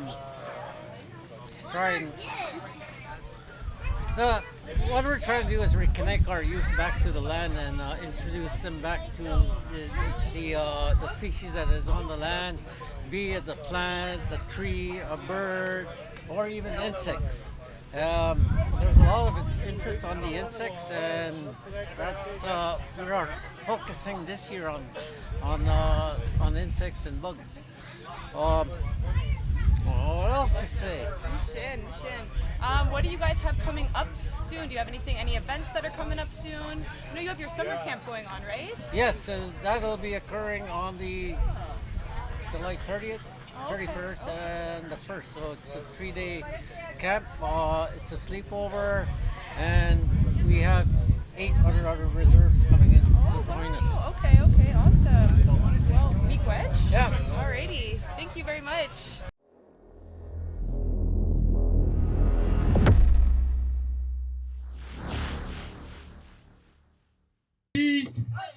The animals, the flowers. It's very, very simple. You just follow the steps. Step 1, step 2, step 3. Then you're a hoop dancer, okay? Pay attention. Okay, let's try this. Oh, 3 hoops in your hand. Great. 1. All right, 3 hoops, budget, squat.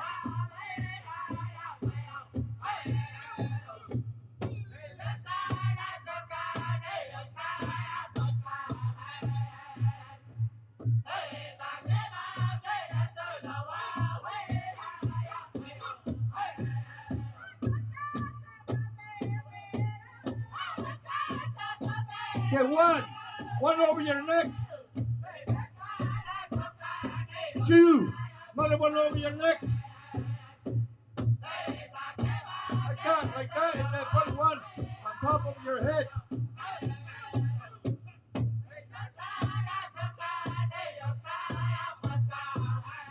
Drop it.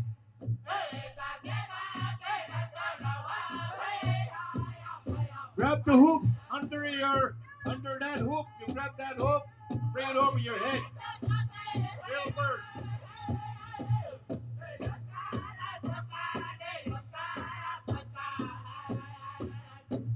Yeah, do it. Go over your head.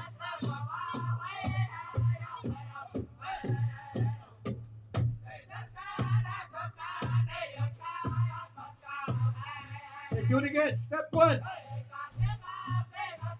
Step 2. Okay, step 3 is going to be putting the last hoop over your head. Put your hand right through that hoop. Put your hand right through that hoop. Bring it up. Put the hook in the bottom. In the bow.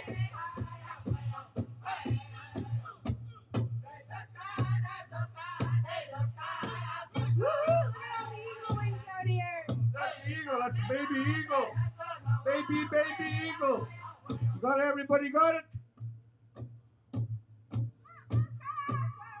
Warren, he's almost got it.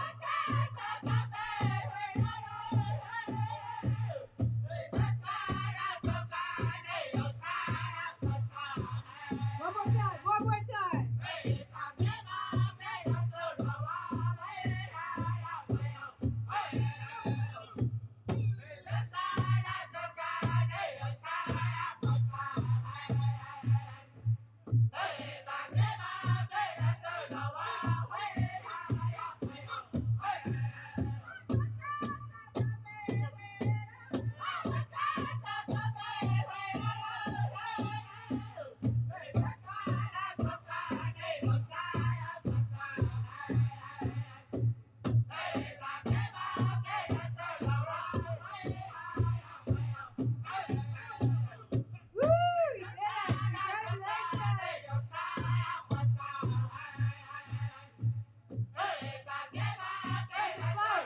do the flower next.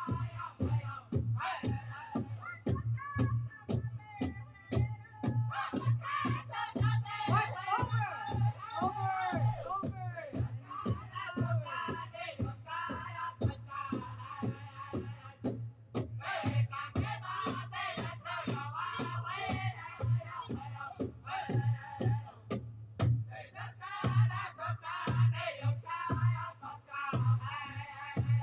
All right. Now we're doing the flower. Flower power.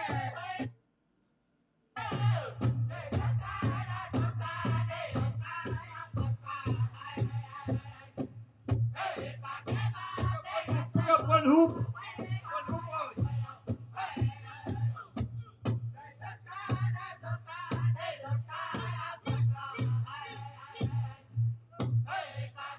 Okay. Marty wants you to pick up one hoop on the ground after you got your eagle wings out. Make your eagle wings.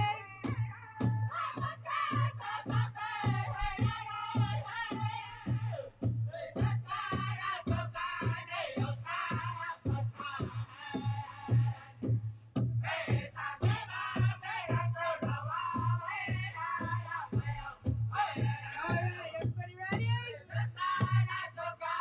Pick up one hoop. Pick up one. After you got your eagle wings.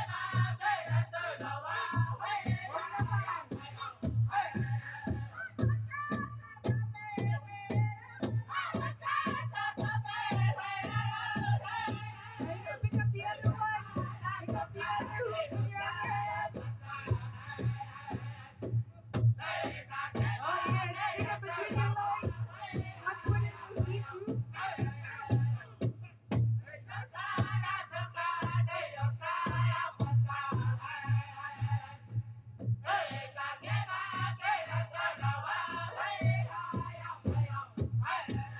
One, two.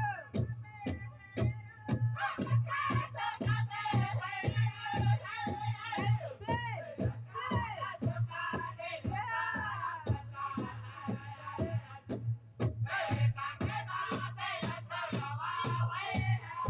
You're gonna make a plant. Take your foot up. Straight up.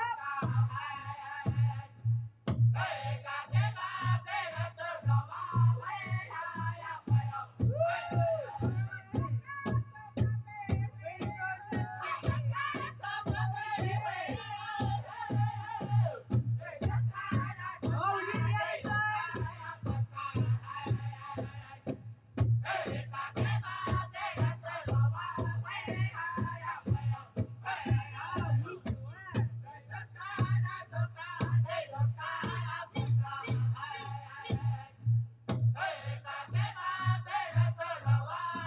All right, there you go. Marty's eagle, kneel down. Show your wings. Silence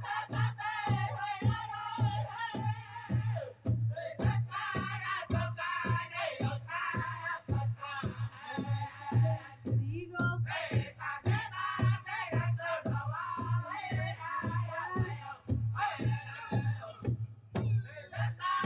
And that's it, hoop dance demonstration.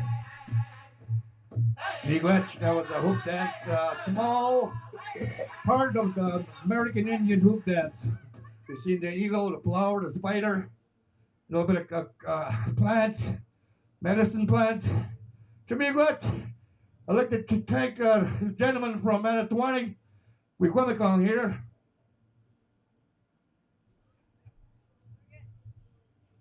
What's your name? John. Oh, Miigwech John for your time. We're gonna go around, thank all the volunteers. You wanna say your name? Ramona. Ramona, Miigwech Ramona. Now, who else is here? Jasmine. Jasmine, Miigwech Jasmine. Destiny. Asina Miigwech Destiny. Nishin.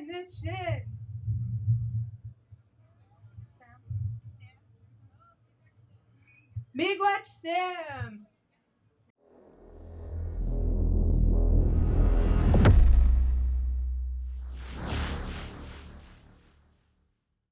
Ani, my name is Darcy Solomon from Oak Ridge Place here in Wikwemikong. I operate and manage the business here at Oak Ridge Place. My wife here, Jacinta, she's the owner.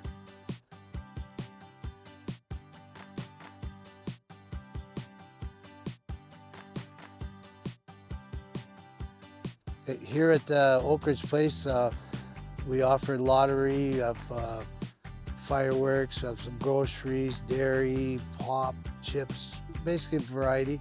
We have soft ice cream and cheerful, happy staff. Okay, right now we presently have 4 cashiers on staff, and it's mainly cashiers. They do stocking the shelves, look after customers, help customers, and put a smile on a customer's face when they leave.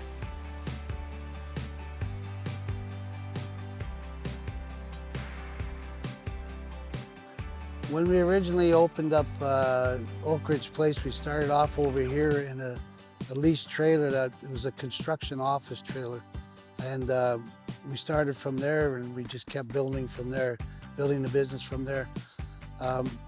One of the things that we noticed, like I sat outside here for a couple of weeks counting the cars and vehicles that go by early in the morning.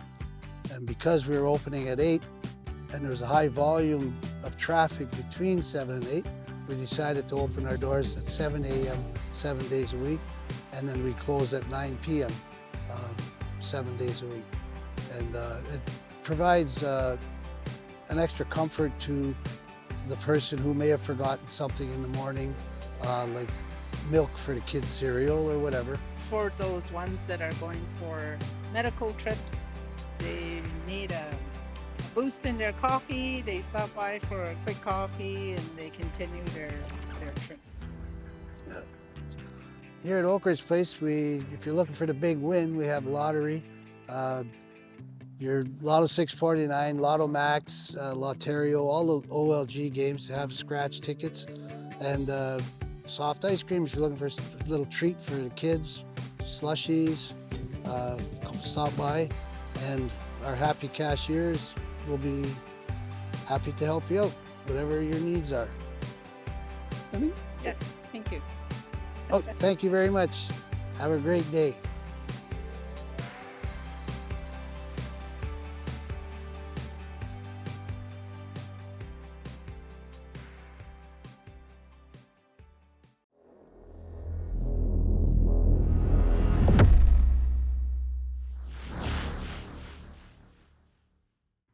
Ani, Johnny Bay Dijnikas, General Manager at Rainbow Ridge Golf Course.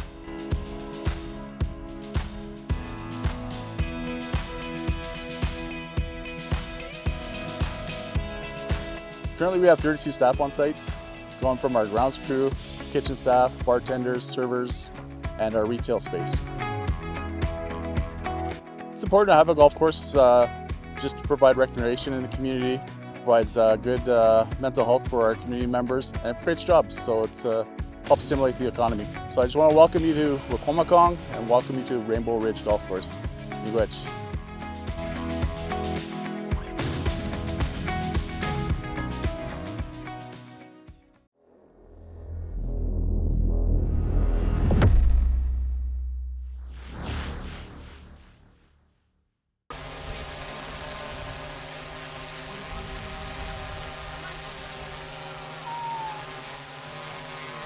With this robot, we were able to obtain the Judges and Imagers Award at the Masters competition in Winnipeg. I am here with Mike McCormick with the IT department and the surveillance team. Just going to be asking him a couple of questions about what his department does and what they're up to today. Hi, so my name is Mike, and I manage the IT department, and as well I manage the surveillance team, which consists of 600 cameras throughout the community and 15 drones. These drones here are used for safety and security of all band members, all band member property, And as well, we have drone nesting stations, as you can see down there. Those go on top of buildings. We can call upon them to assist EMS or rental property management when needed. Alrighty, is there any upcoming events or anything, any job opportunities, anything you want the community We're to know? looking at hiring a couple members for our IT department and for the surveillance team in the near future, probably within a month. Okay, well, Chimigwech, thank you very much.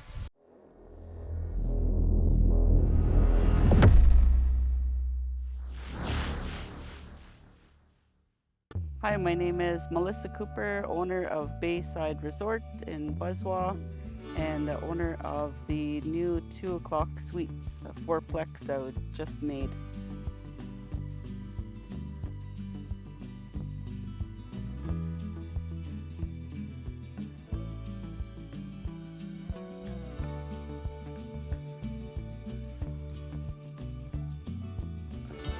So I offered year-round accommodations for tourists and people in need. And so in being open year-round, our cabins and the fourplex are fully equipped.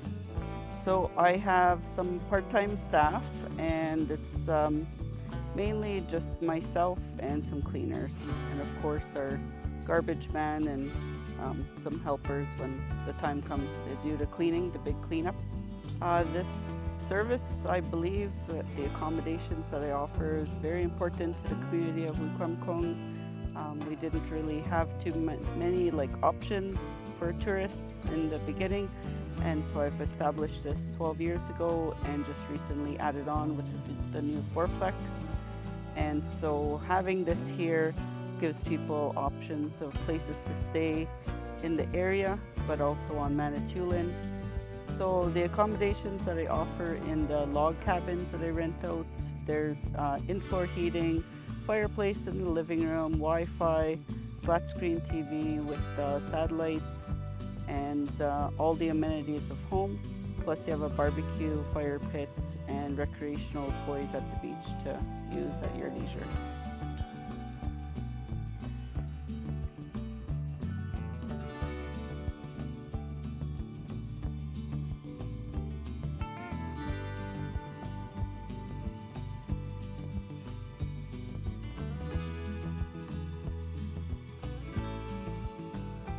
If you're the kind of individual that loves cleaning, please do keep us in mind for a job. I do need help around here, and I would appreciate it if you could give me an email. Thank you. Yeah, come and relax Bayside. You'll really like it here. Trust me.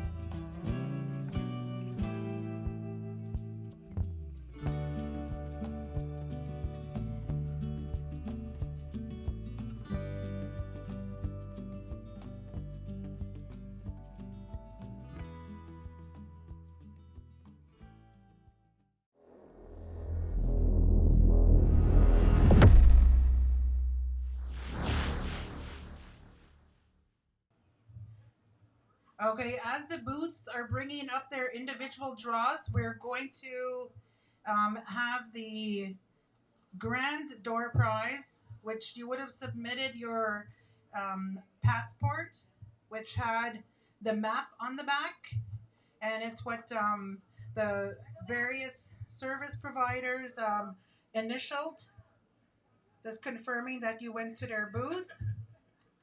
This grand prize is a family experience trip to Toronto. Includes passes to Canada's Wonderland.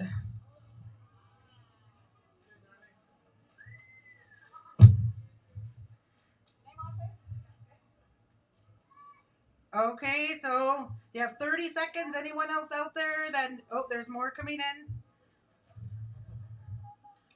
Okay, let's do another draw while we're waiting for this one. Okay, they're still cutting up the little name tags. Oh, oh.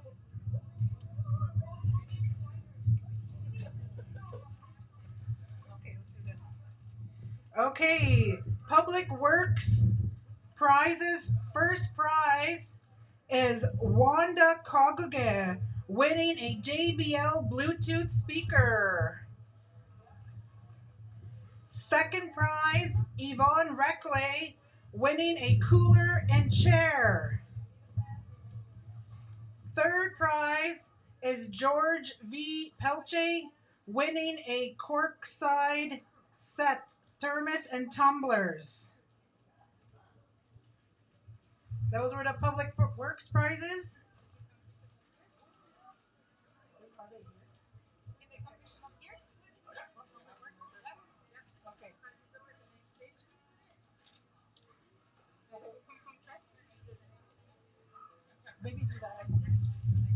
So the next draw, for those for the Public Works, you can come pick up your prizes here at the main stage. They will be here waiting for you. So the next draw was from the Wikwemikong Trust. And the following individuals have won a $25 gift card. Nancy Ozamek, Jonathan Cogier, Chanel George, Brandy Pelche. Please come to the main stage to collect your prize.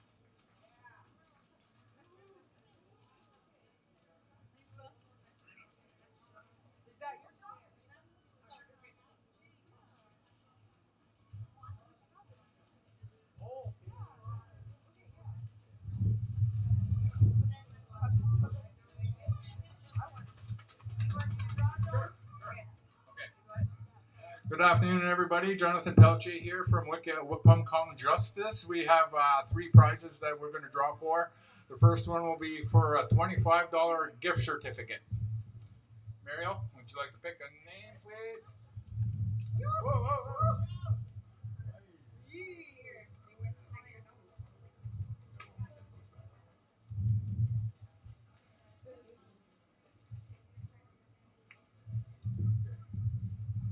Danica Wabano. Danica Wabano. Danica, yeah. Okay, Jim. That's the $25 gift card. $100 gift card goes to Lisa Reckley. And our grand prize, a feather box.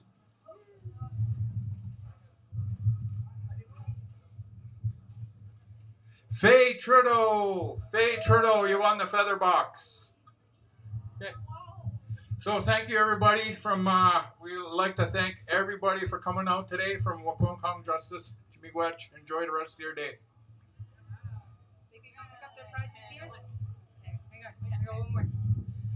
Okay, so the next draw was Alfred Trudeau for Rainbow Lodge. Rainbow Lodge draw was done, and Norma Pelche wins the beautiful fire pit here on the main stage.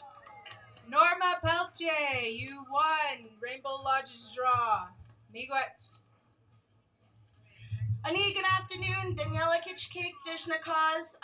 I'm the Community Engagement Coordinator at the Wikwemikong Arena.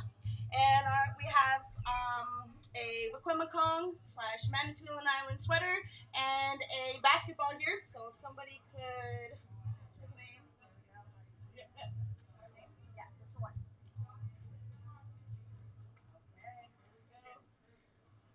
Okay, the winner is Austin Barnsdale.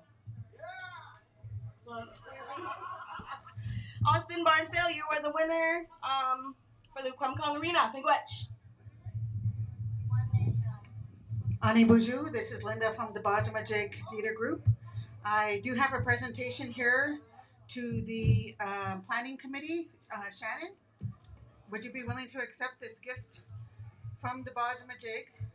This is a ceremonial bundle. We just want to practice some Indigenous ways and honor the planning that it took for this event here today.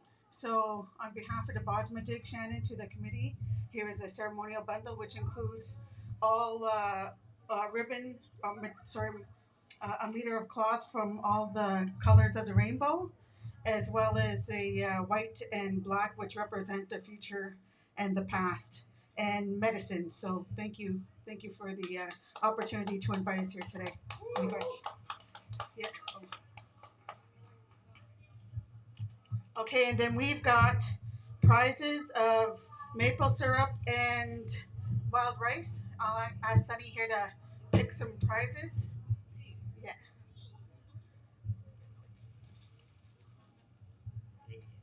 Yeah.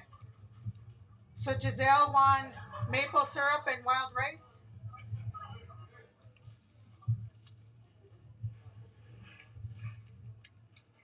We got Caroline Roy winning maple syrup and rice. Then we've got coffee, a mug, and a book. Trudy Trudeau winning coffee, mug, and a book. Two more, actually. Yeah. Another coffee mug and a book for Phyllis Kenoshamag. And the next is a ceremonial bundle as well. And that will be given to Fran Mendaman. Chimigwech, on behalf of the Bajmajik Theatre Group, it's been an honor to meet with you all today in the community. Miigwech.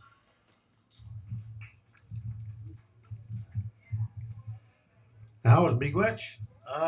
My name is Dan Wassingez. I'm the rental property manager. So if you came by our booth today, we had a big jar, glass jar of keys in it. So our contest is you had to get the correct amount of keys in the glass jar without going over. So the exact number of keys that were in that jar was 442. And the closest, so the winner of a brand new iPad is Izzy Cleland. Izzy Cleland. So come on up to the speaker stand here and collect your prize. Now, Chimigwech.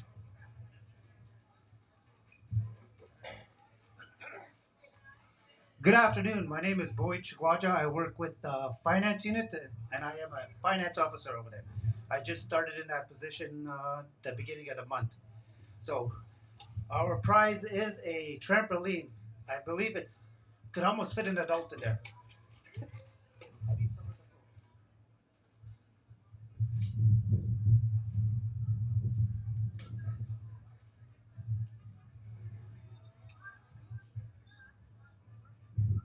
The winner is Nancy Kenoshkameg.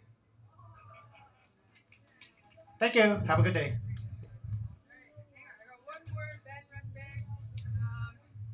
Okay, band reps did their draws, and the following winners can pick up their bags at the band reps booth, which is where the Christmas tree is, just by the dugout.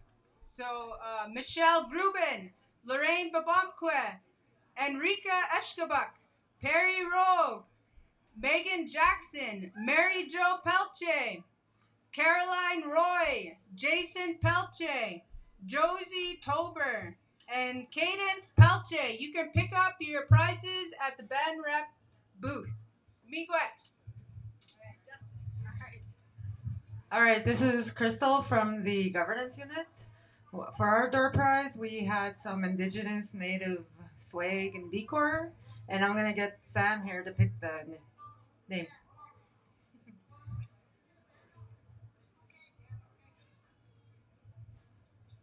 All right, our winner is Crystal Simon.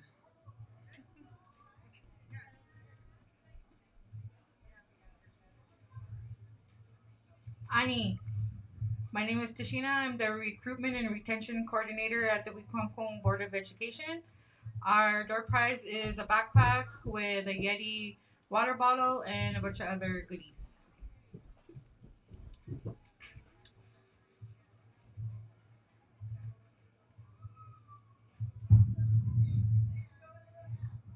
The winner is Adam Koboni. Miigwech. Okay, next draw.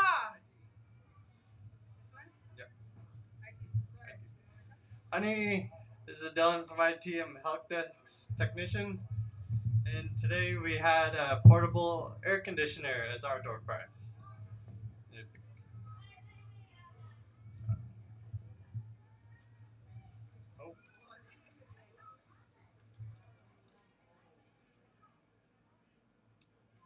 Our winner is Emmett. That's all that is.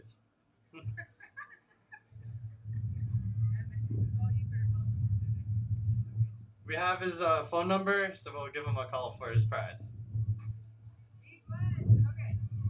Next, Technical Services Advisory Unit.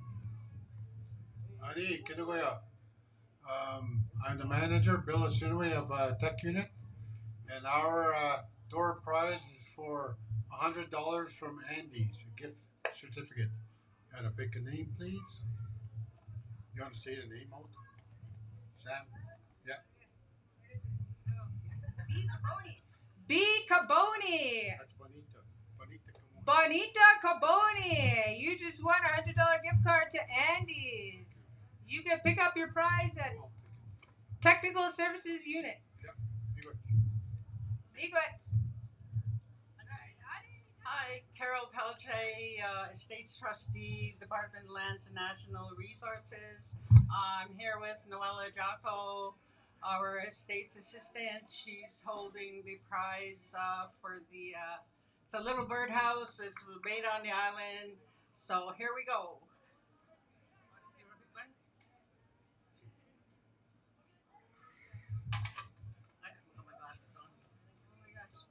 Joe Manitowoc. Oh, nice. Joe Manitowoc. You can pick up your little birdhouse at the Department of Lands and National Resources. We're located just behind the arena at Ozzy's Old Restaurant. Now, congratulations, Joe Manitowoc. You just won a birdhouse from the Lands Department. Estates. Now, be good. Ani nagwagano kwedish na cause we kwem kong nishna bemwin department na dan nanin mi gwewanan minwadash na ambe tage me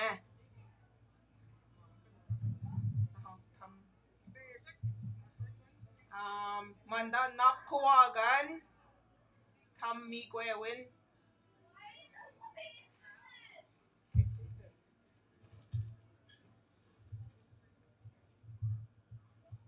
Yvonne Reckley, Gip Kinage.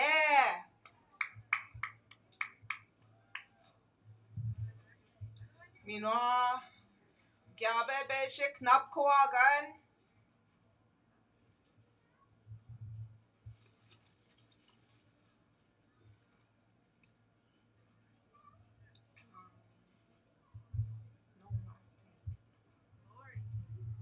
Lori, Guy Squatch knows when she be goddess no mumpy.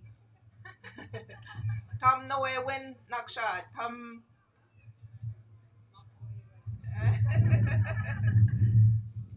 Lori, Etta, she be goddess mumpy.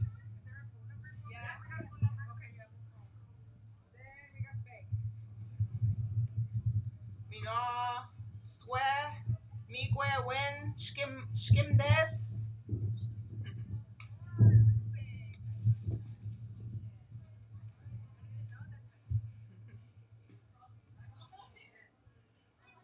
Seraphine Amanika, Gip Kinage.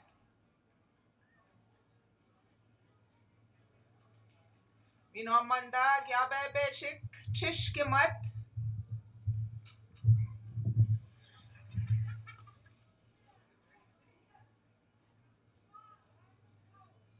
Lindsay Trudeau, Gip Kinage.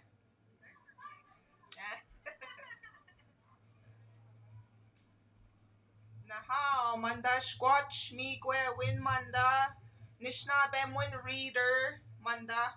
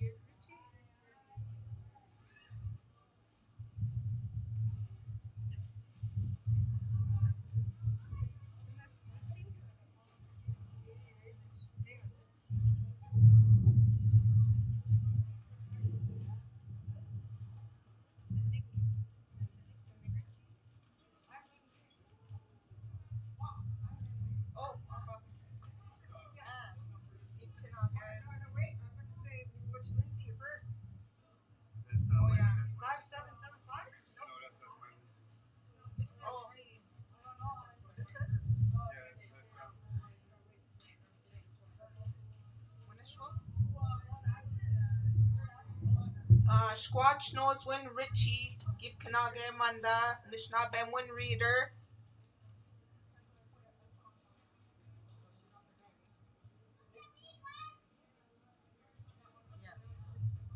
Nahao, Miigwech.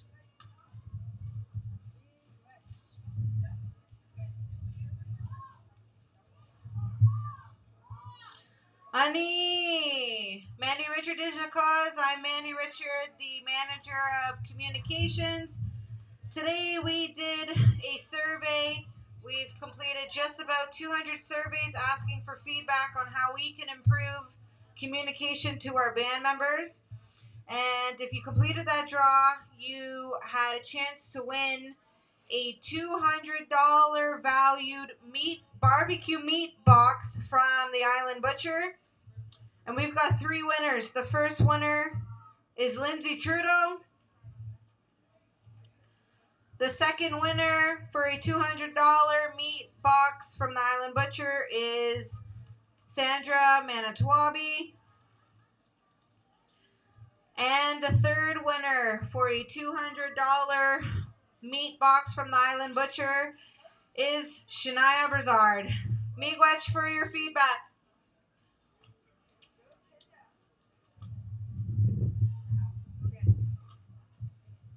Ani, so our next draw is from the Wakwemkong Tourism Department, and they have 3 winners. This draw is gonna be a first come, first serve. So you're gonna have to come and pick out your prizes. It's in no particular order. There's 3 prizes here. There's a sweater and a hat with Point Grandine Park on it. There is 2 t-shirts here, which is the other prize, and the final prize is a $100 gift certificate for a canoe rental. And the winners are Pat Mantwabi, Alan Ishkokigan, and Joanna Corbier. So come and pick up your prize at the main stage. Miigwech.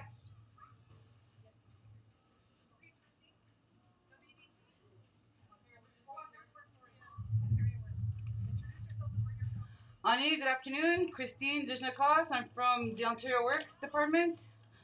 For our survey draw, for first prize, we had a fire pit with propane tank and $100 Island Butcher. Our winner was Christina Kozia.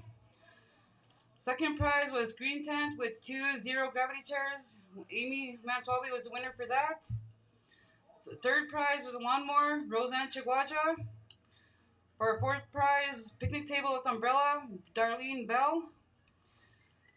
For the fifth prize, fire pit with 2 Adirondack chairs, Tracy Mendoshkin. Our sixth prize are 2 planters with a bench, Keith Fox. Our seventh prize, 2 planters with $100 JD Garden Center gift card, Chansey Schwanganabe. Go claim your prize at the Ontario Works booth over there. Miigwech.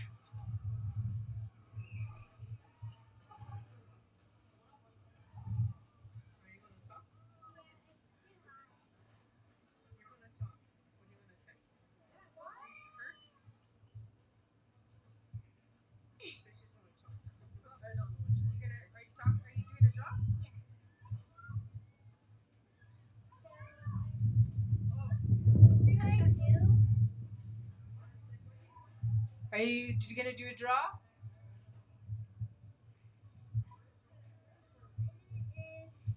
The winner is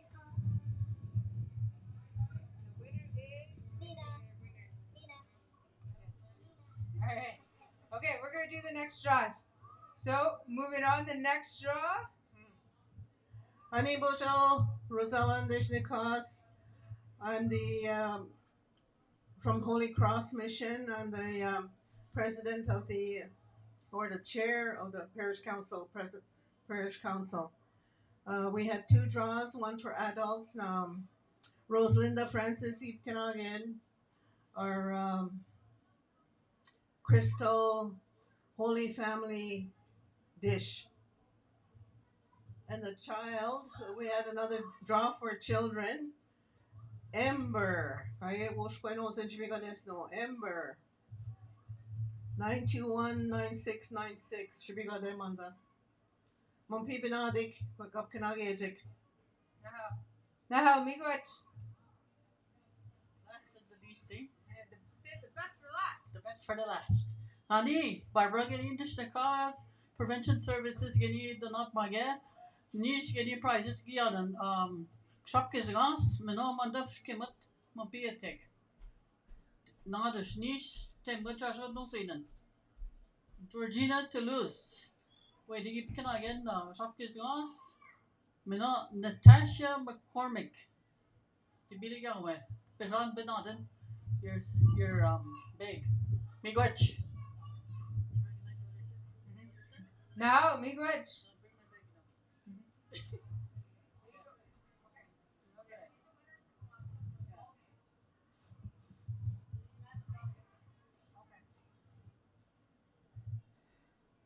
Okay, and now for our final draw, the grand prize, where if you completed the passport that had the map on the other side and handed that in, there is a grand prize for a family experience trip to Toronto with tickets for the family to attend Wonderland.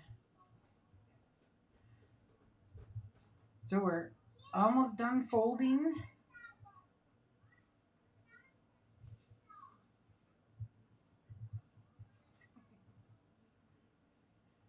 Drum roll, Sam.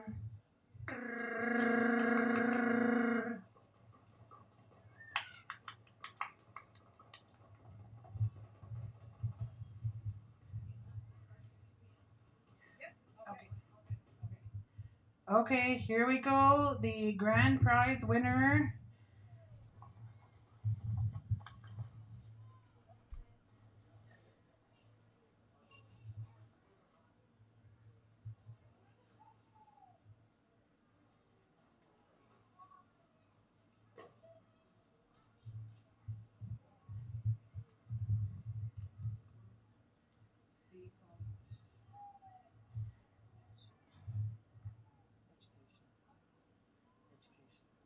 OG Chua?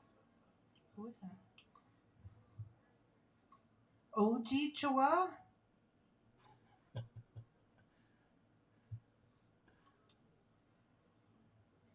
Are you OG Chua? Is that your name? Are you OG Chua?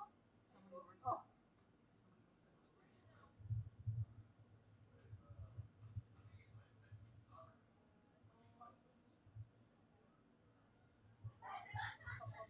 Okay, the name is OG Chua or OG Chikwa. But do we have a phone number? C Pongwish is part of the email, so we'll give them a call. That is the winner of our grand prize.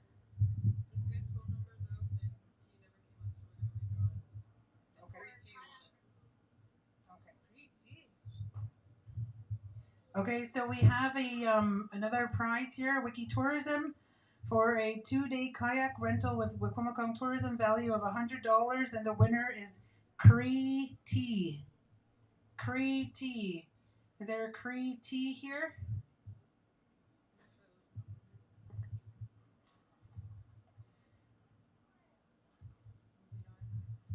Miigwech everybody for coming. The Indian baseball tournament is almost finished. They're finishing up their last games, and we'll ask those participants to come to the main stage so we can give you all a big round of applause and thank you for your time.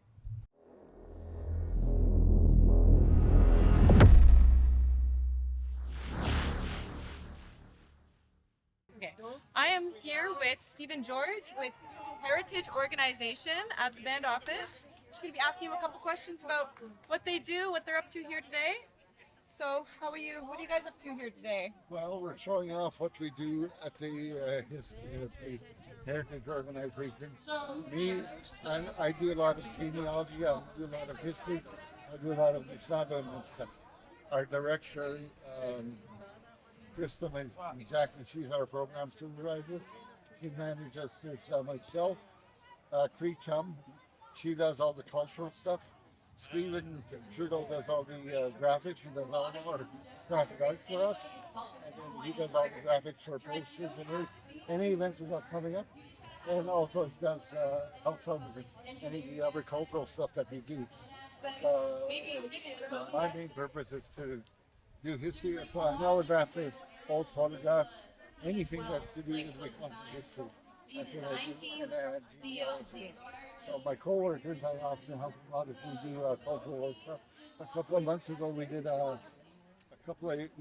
did deer high tanning workshop. That went for a full week. From the time you skin the animals right till you spray it, down to when you get down to cloth. And that was a full week workshop. Yeah, and then they do also ribbon skirts and all that. So they do teaching on that. And they did last week. They were doing jingle dress training, helping T and Steven were in on that. So they do all that stuff, and then there was a belt. Oh, it's gone. Yeah, there's a Even though the robotics competition. And a couple of months ago, they held a belt making workshop, and this is one of them. So for a regalia.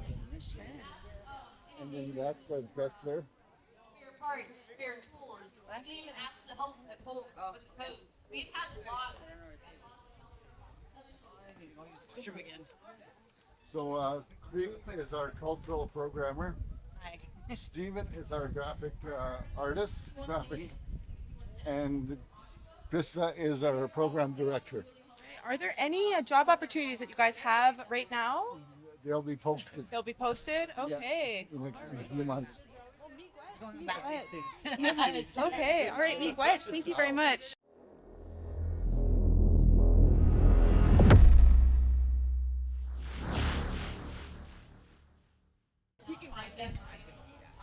Okay. You're just going to start now? So I'm here with the Wikwemikong band representatives. Just going to talk to them about their booth and ask them a couple questions. So what is it that you guys are up to today here?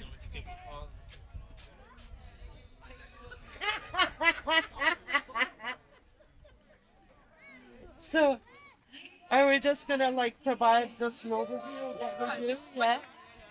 So we're here to promote the band representative program, and band reps are delegated by Chief and Council to act on behalf of Chief and Council when it comes to our band members being involved in child welfare or with child welfare agencies. So we're there to support and advocate them, as well as. So basically, with the band rep program, we provide services to all band members, whether they're officer. We cover right up to any provinces that when they have band members that they may need our help. So we're there to advocate on behalf of our people. In the review of our files, we have 400 files. That's right across. That's active, right? Yeah. And out of that 400 files, 388 of them are active. The whole county council.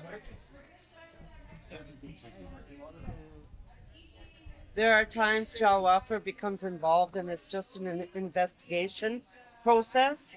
And during that period, we're there to advocate on behalf of the parents as well as the children to ensure that their rights aren't being violated and that consideration is given to preserve the family unit, as well as if in the event that things do need to change and alternative caregivers are required, we actually promote family. And if there's no family, then we promote community members so our children don't have to leave our First Nations community. At the last resort. Yeah. You can't find family in the community, then you may have to go. And we try and get them back as quickly as possible. So that would mean family probably would be involved more ongoing with the Child Protection Agency, and at that point we would help assist in navigating services to mitigate risk to children. so that we could get those children back home. All right. The final thing is that we are free band reps. Okay. Yes. Awesome. Well, meet Oh. Gwyneth. Yes. Thank you guys very much. Gwyneth.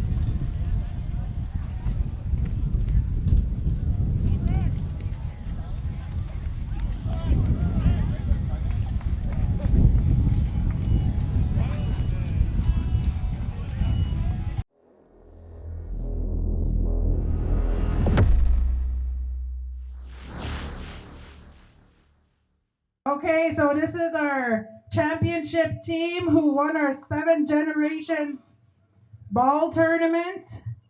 They are receiving a Wequemcong unceded territory towel for all their beach days in this hot sunny summer. And they are receiving trophies. Can I see one, Jerry? 7 Nations Challenge 2024 champs. Awesome. So can we have a big round of applause for these guys winning the 7 Generations Challenge?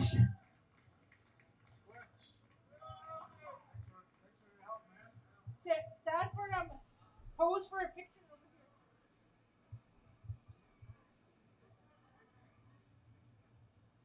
And to me, Gwetch, to Jerry Babomkwe from Wequemcong Arena for organizing. Hey, come here. Where do you go, Jerry? Thank you, Jerry. We're number 1. Put that number 1 up.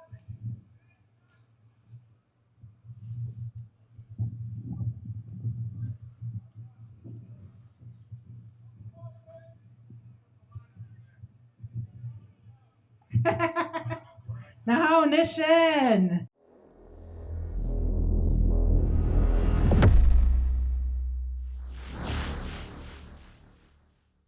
My name is Trice.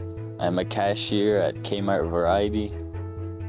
We sell a large variety of different products as like chips, drinks, pops, slushies, ice cream, nachos, hot dogs, candy. We currently have 3 staff, 2 cashiers, and 1 assistant. Importance of the services is, we're on the main highway, middle of all traffic, so if you ever need anywhere to go with a big variety of food or items like slushies, you got that service from early hours to late hours. Have a good summer, and on those hot days, come get some ice cream down at Kmart.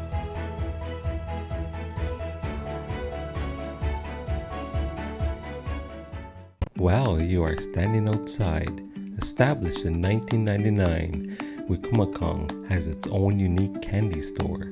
You could find things here you have never seen before. You could truly be a kid in a candy store with the nostalgic candies, trading cards, and collectible toys. It's a must stop when visiting Wikwemekong unceded territory.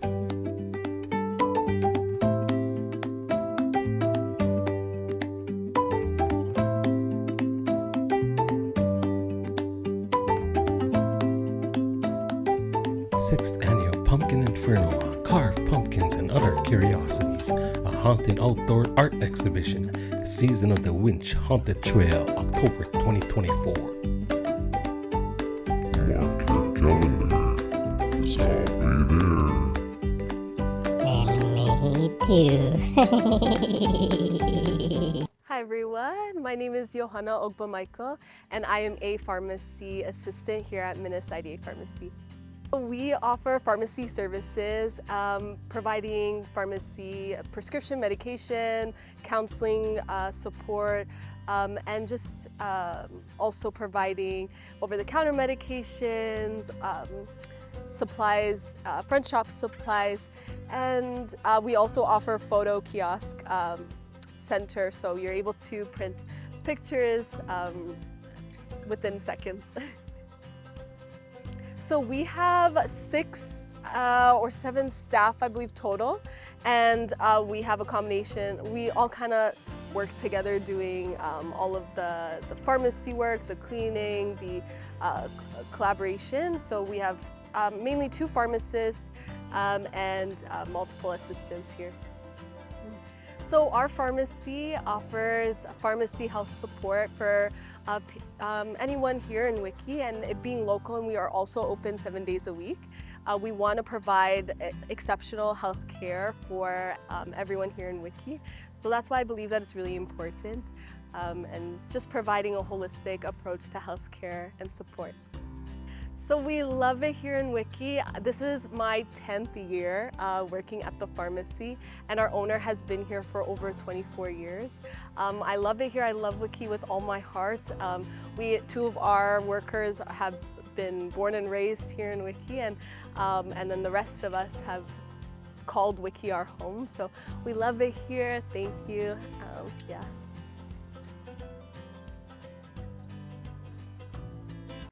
Ani Johnny B. Dijnikos, I'm General Manager at Rainbow Ridge Golf Course.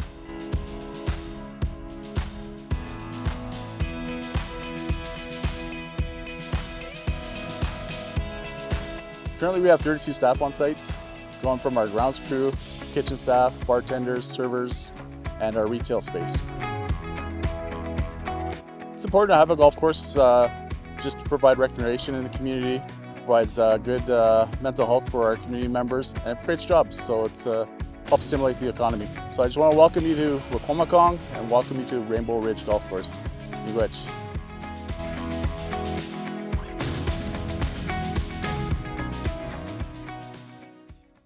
Ani, my name is Darcy Solomon from Oak Ridge Place here in Wikwemekong. I operate and manage the business here at Oak Ridge Place. My wife here, Jacinta, she's the owner.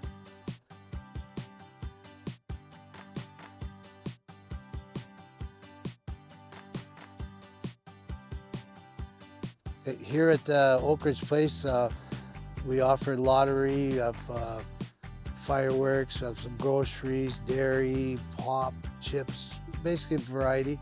We have soft ice cream and cheerful, happy staff. Okay, right now we presently have 4 cashiers on staff, and it's mainly cashiers. They do stocking shelves, look after customers, help customers, and put a smile on a customer's face when they leave.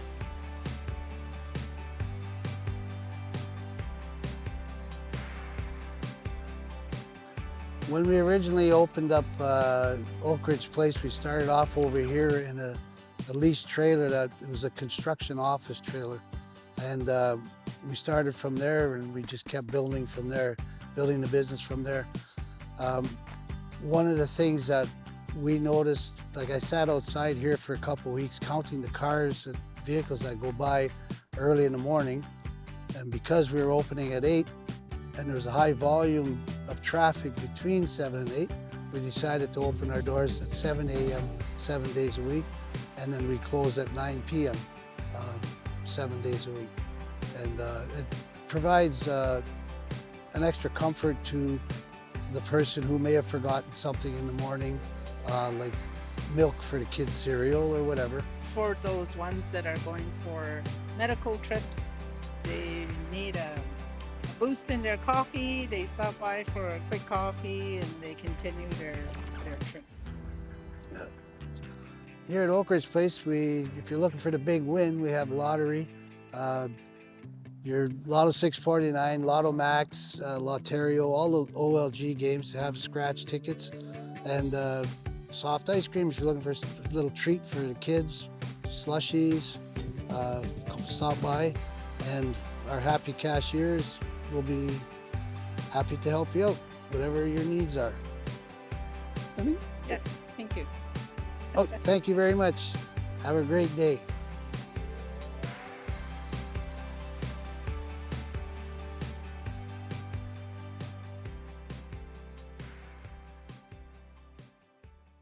Hi, my name is Melissa Cooper, owner of Bayside Resort in Buzzwa, and the owner of the new 2 o'clock suites, a fourplex that we just made.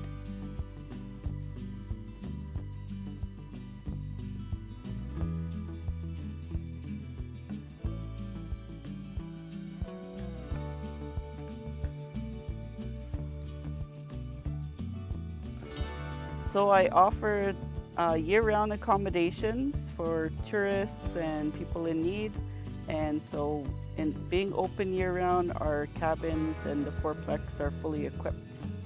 So I have some part-time staff, and it's mainly just myself and some cleaners. And of course our garbage man and some helpers when the time comes to do the cleaning, the big cleanup.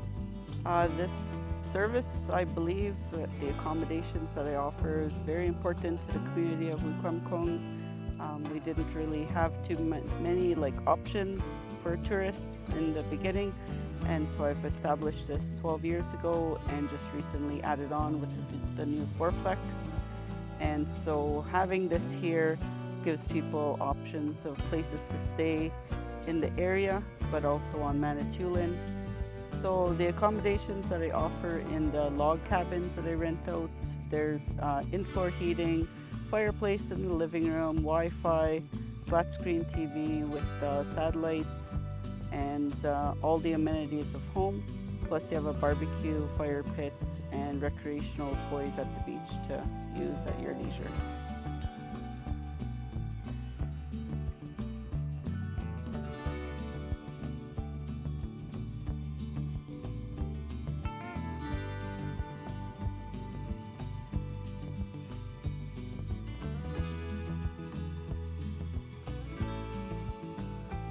If you're the kind of individual that loves cleaning, please do keep us in mind for a job. I do need help around here, and I would appreciate it if you could give me an email. Thank you. Yeah, come and relax Bayside. You'll really like it here. Trust me.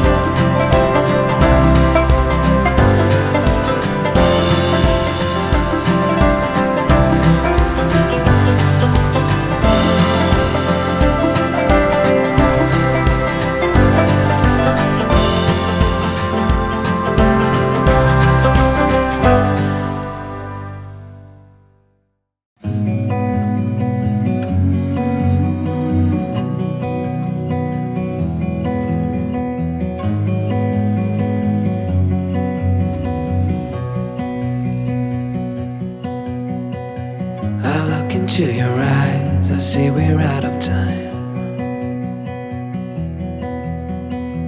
I guess no one's to blame, nobody crossed the line.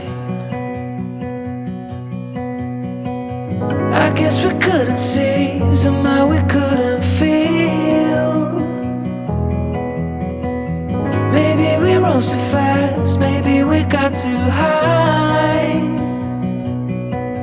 But I remember days I wonder we were always gonna last. Yeah, I do remember tears and the laughter. How could we fall so fast?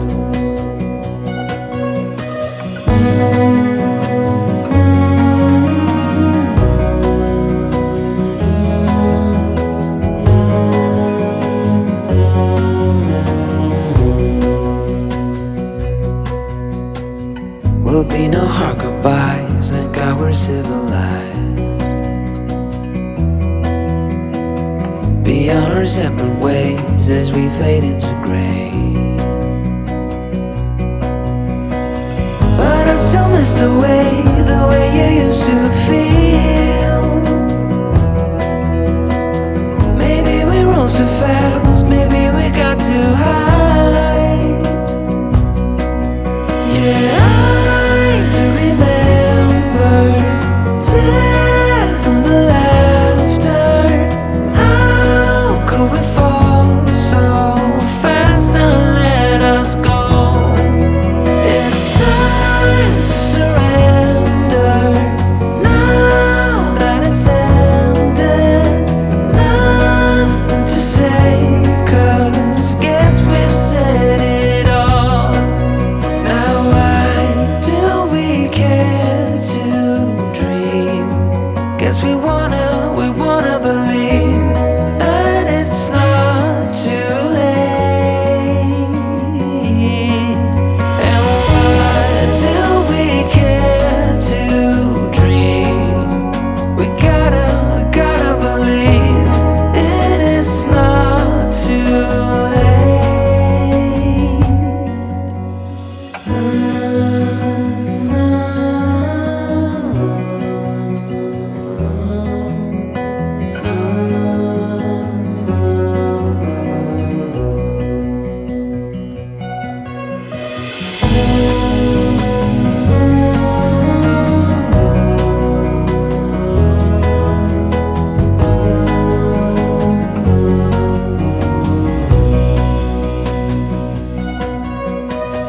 I look into your eyes, I see we're out of time. Did what we could, my friend, but now we're at the end.